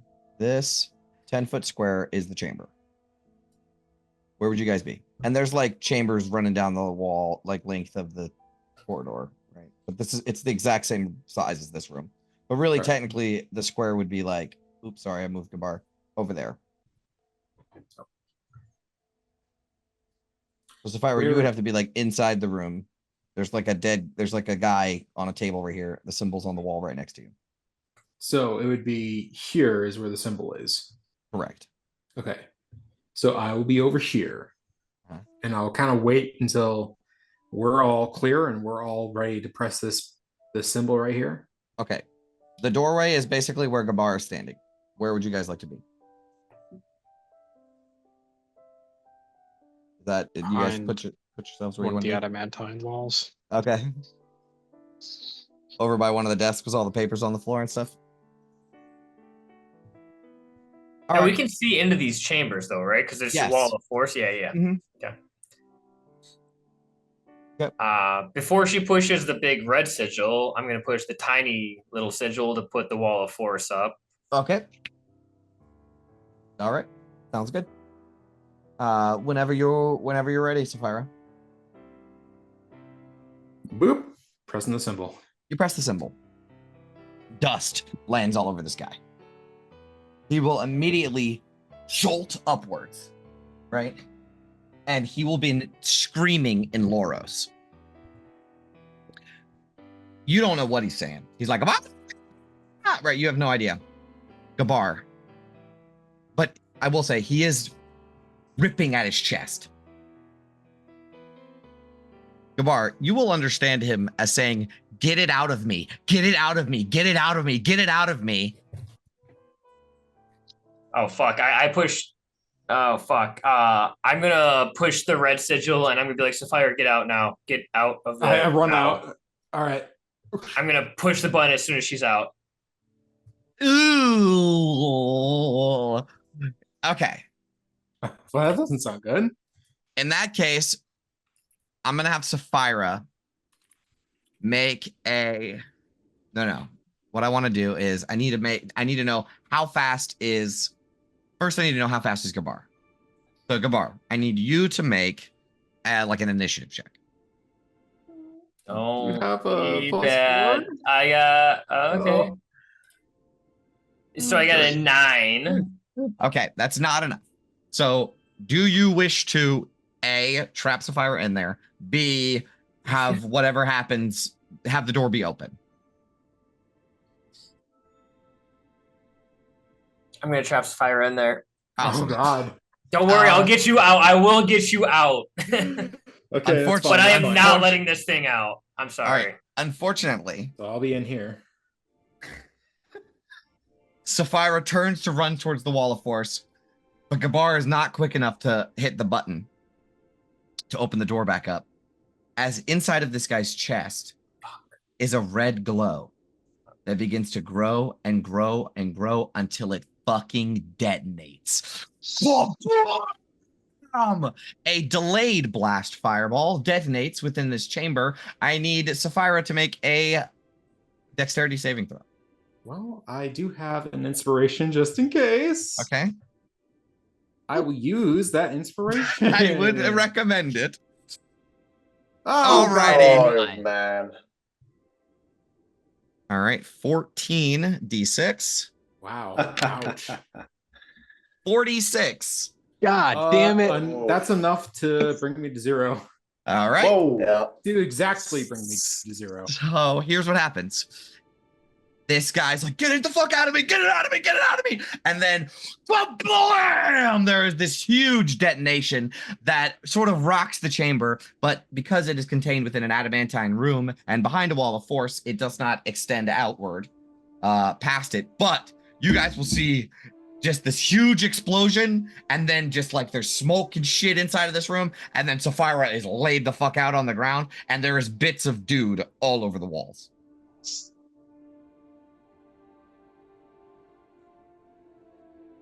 Sapphira is dying. What would you guys like to do? Oh fuck. Hit the fucking button, Gabar. Oh no, I definitely pushed the button. Okay, Yeah, I you pushed the definitely button. hit that. That was Okay. Oh, Howard, sweet. how that do was you- my healing word. Okay. Do a healing word for Sapphira, please.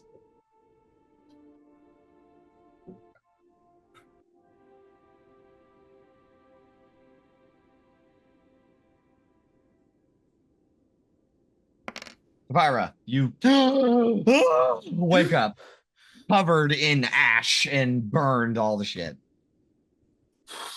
Oh, I thought I exploded. Oh. Did anybody see what happened? So the guy he just blew up. I don't know what that guy did to piss off these Netherese, but fuck.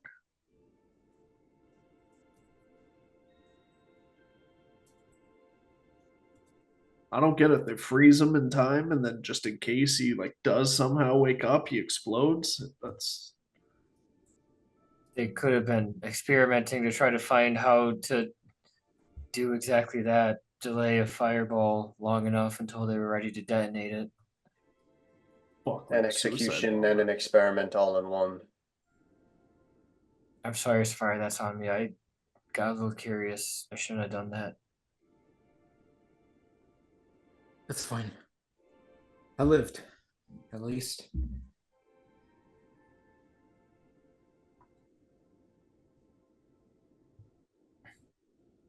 Didn't happen to mention an arcane octad when he was screaming in there today. He seemed preoccupied. I didn't understand anything he said. He was just screaming for us to get it out of him.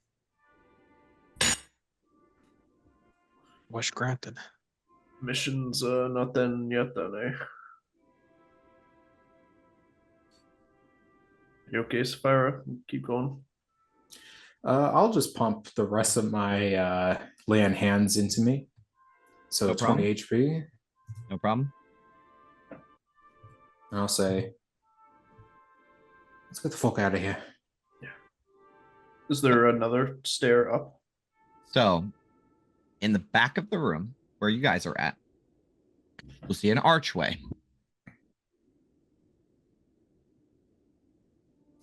With a magical wall of force that covers the door. Beyond it, you can definitely see a set of stairs that lead upwards. Spiral staircase. The only problem is, whatever magic held this wall of force in place is now cracked or something, and the wall of force flickers. So it's like up, down, up, down, down, up, down, down, up, down. It just keeps flickering in and out of existence.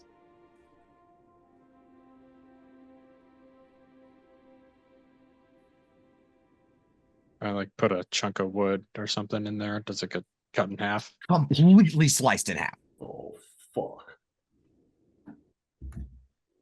Yeah, let's not try and jump through it like we're playing Chain Lightning. Yeah, let me just update my notes here. Wall of force that is flickering, ... like a guillotine.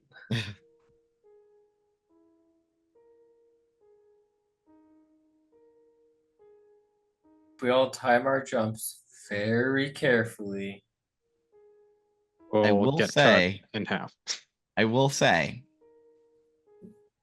the way to do it is you can either make a perception check to establish a pattern.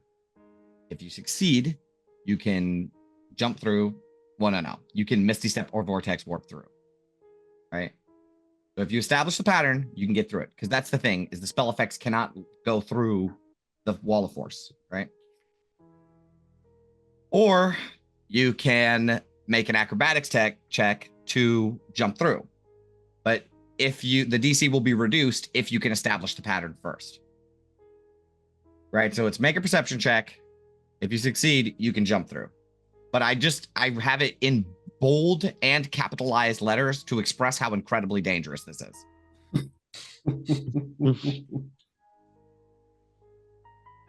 Like even teleporting is dangerous. Yes, because the spell effects can't go through it.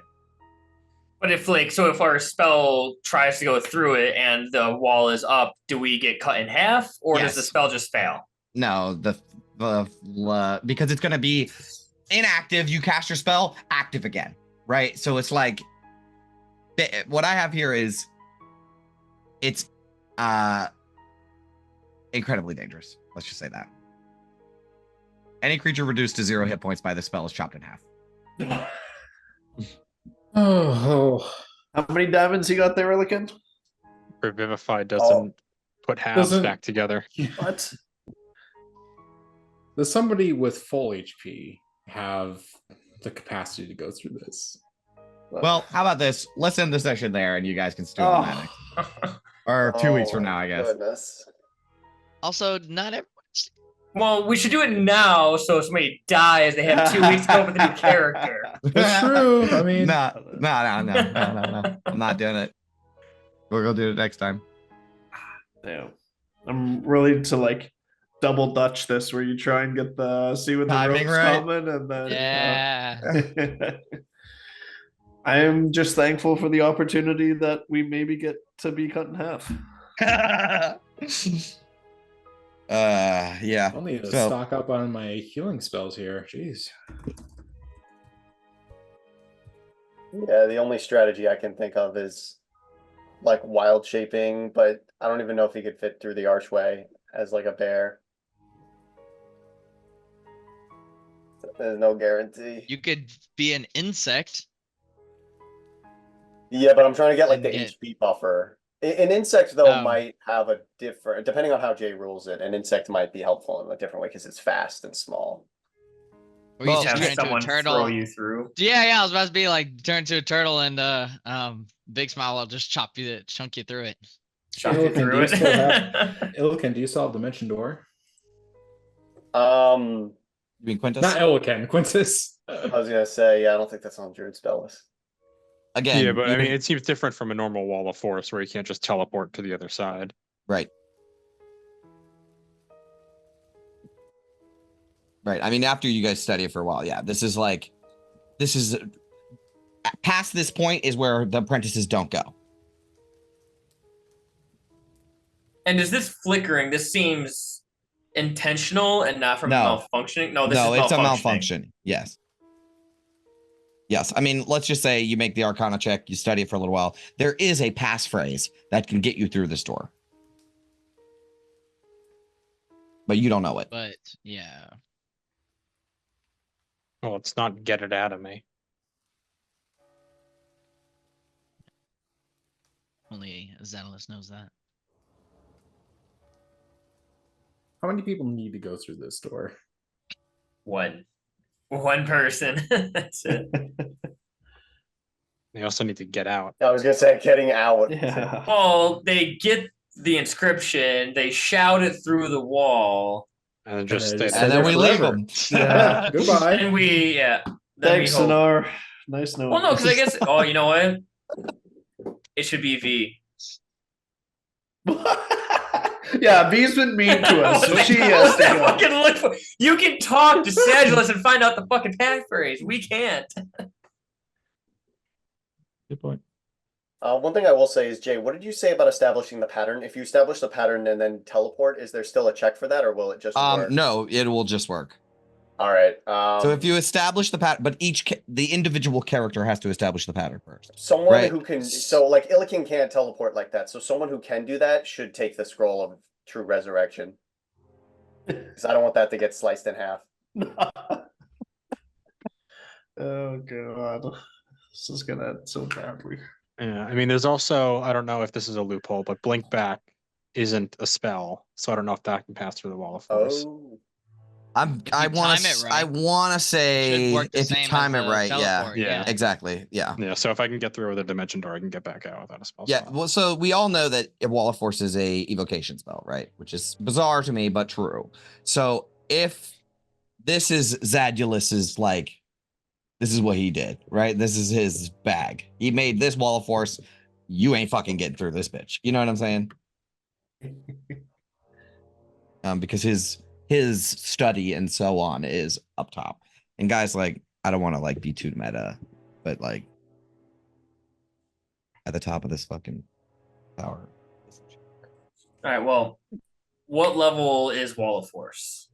Um, Kinda. Well, this is also meta, but we can't destroy it. you can't destroy it. I can't. So I was just curious if I get a spell magic would. No. It literally says it's immune to all damage and can't be dispelled by dispel magic. Crazy spell. Does man. it disintegrate? It does. Does Vlyn have disintegrate?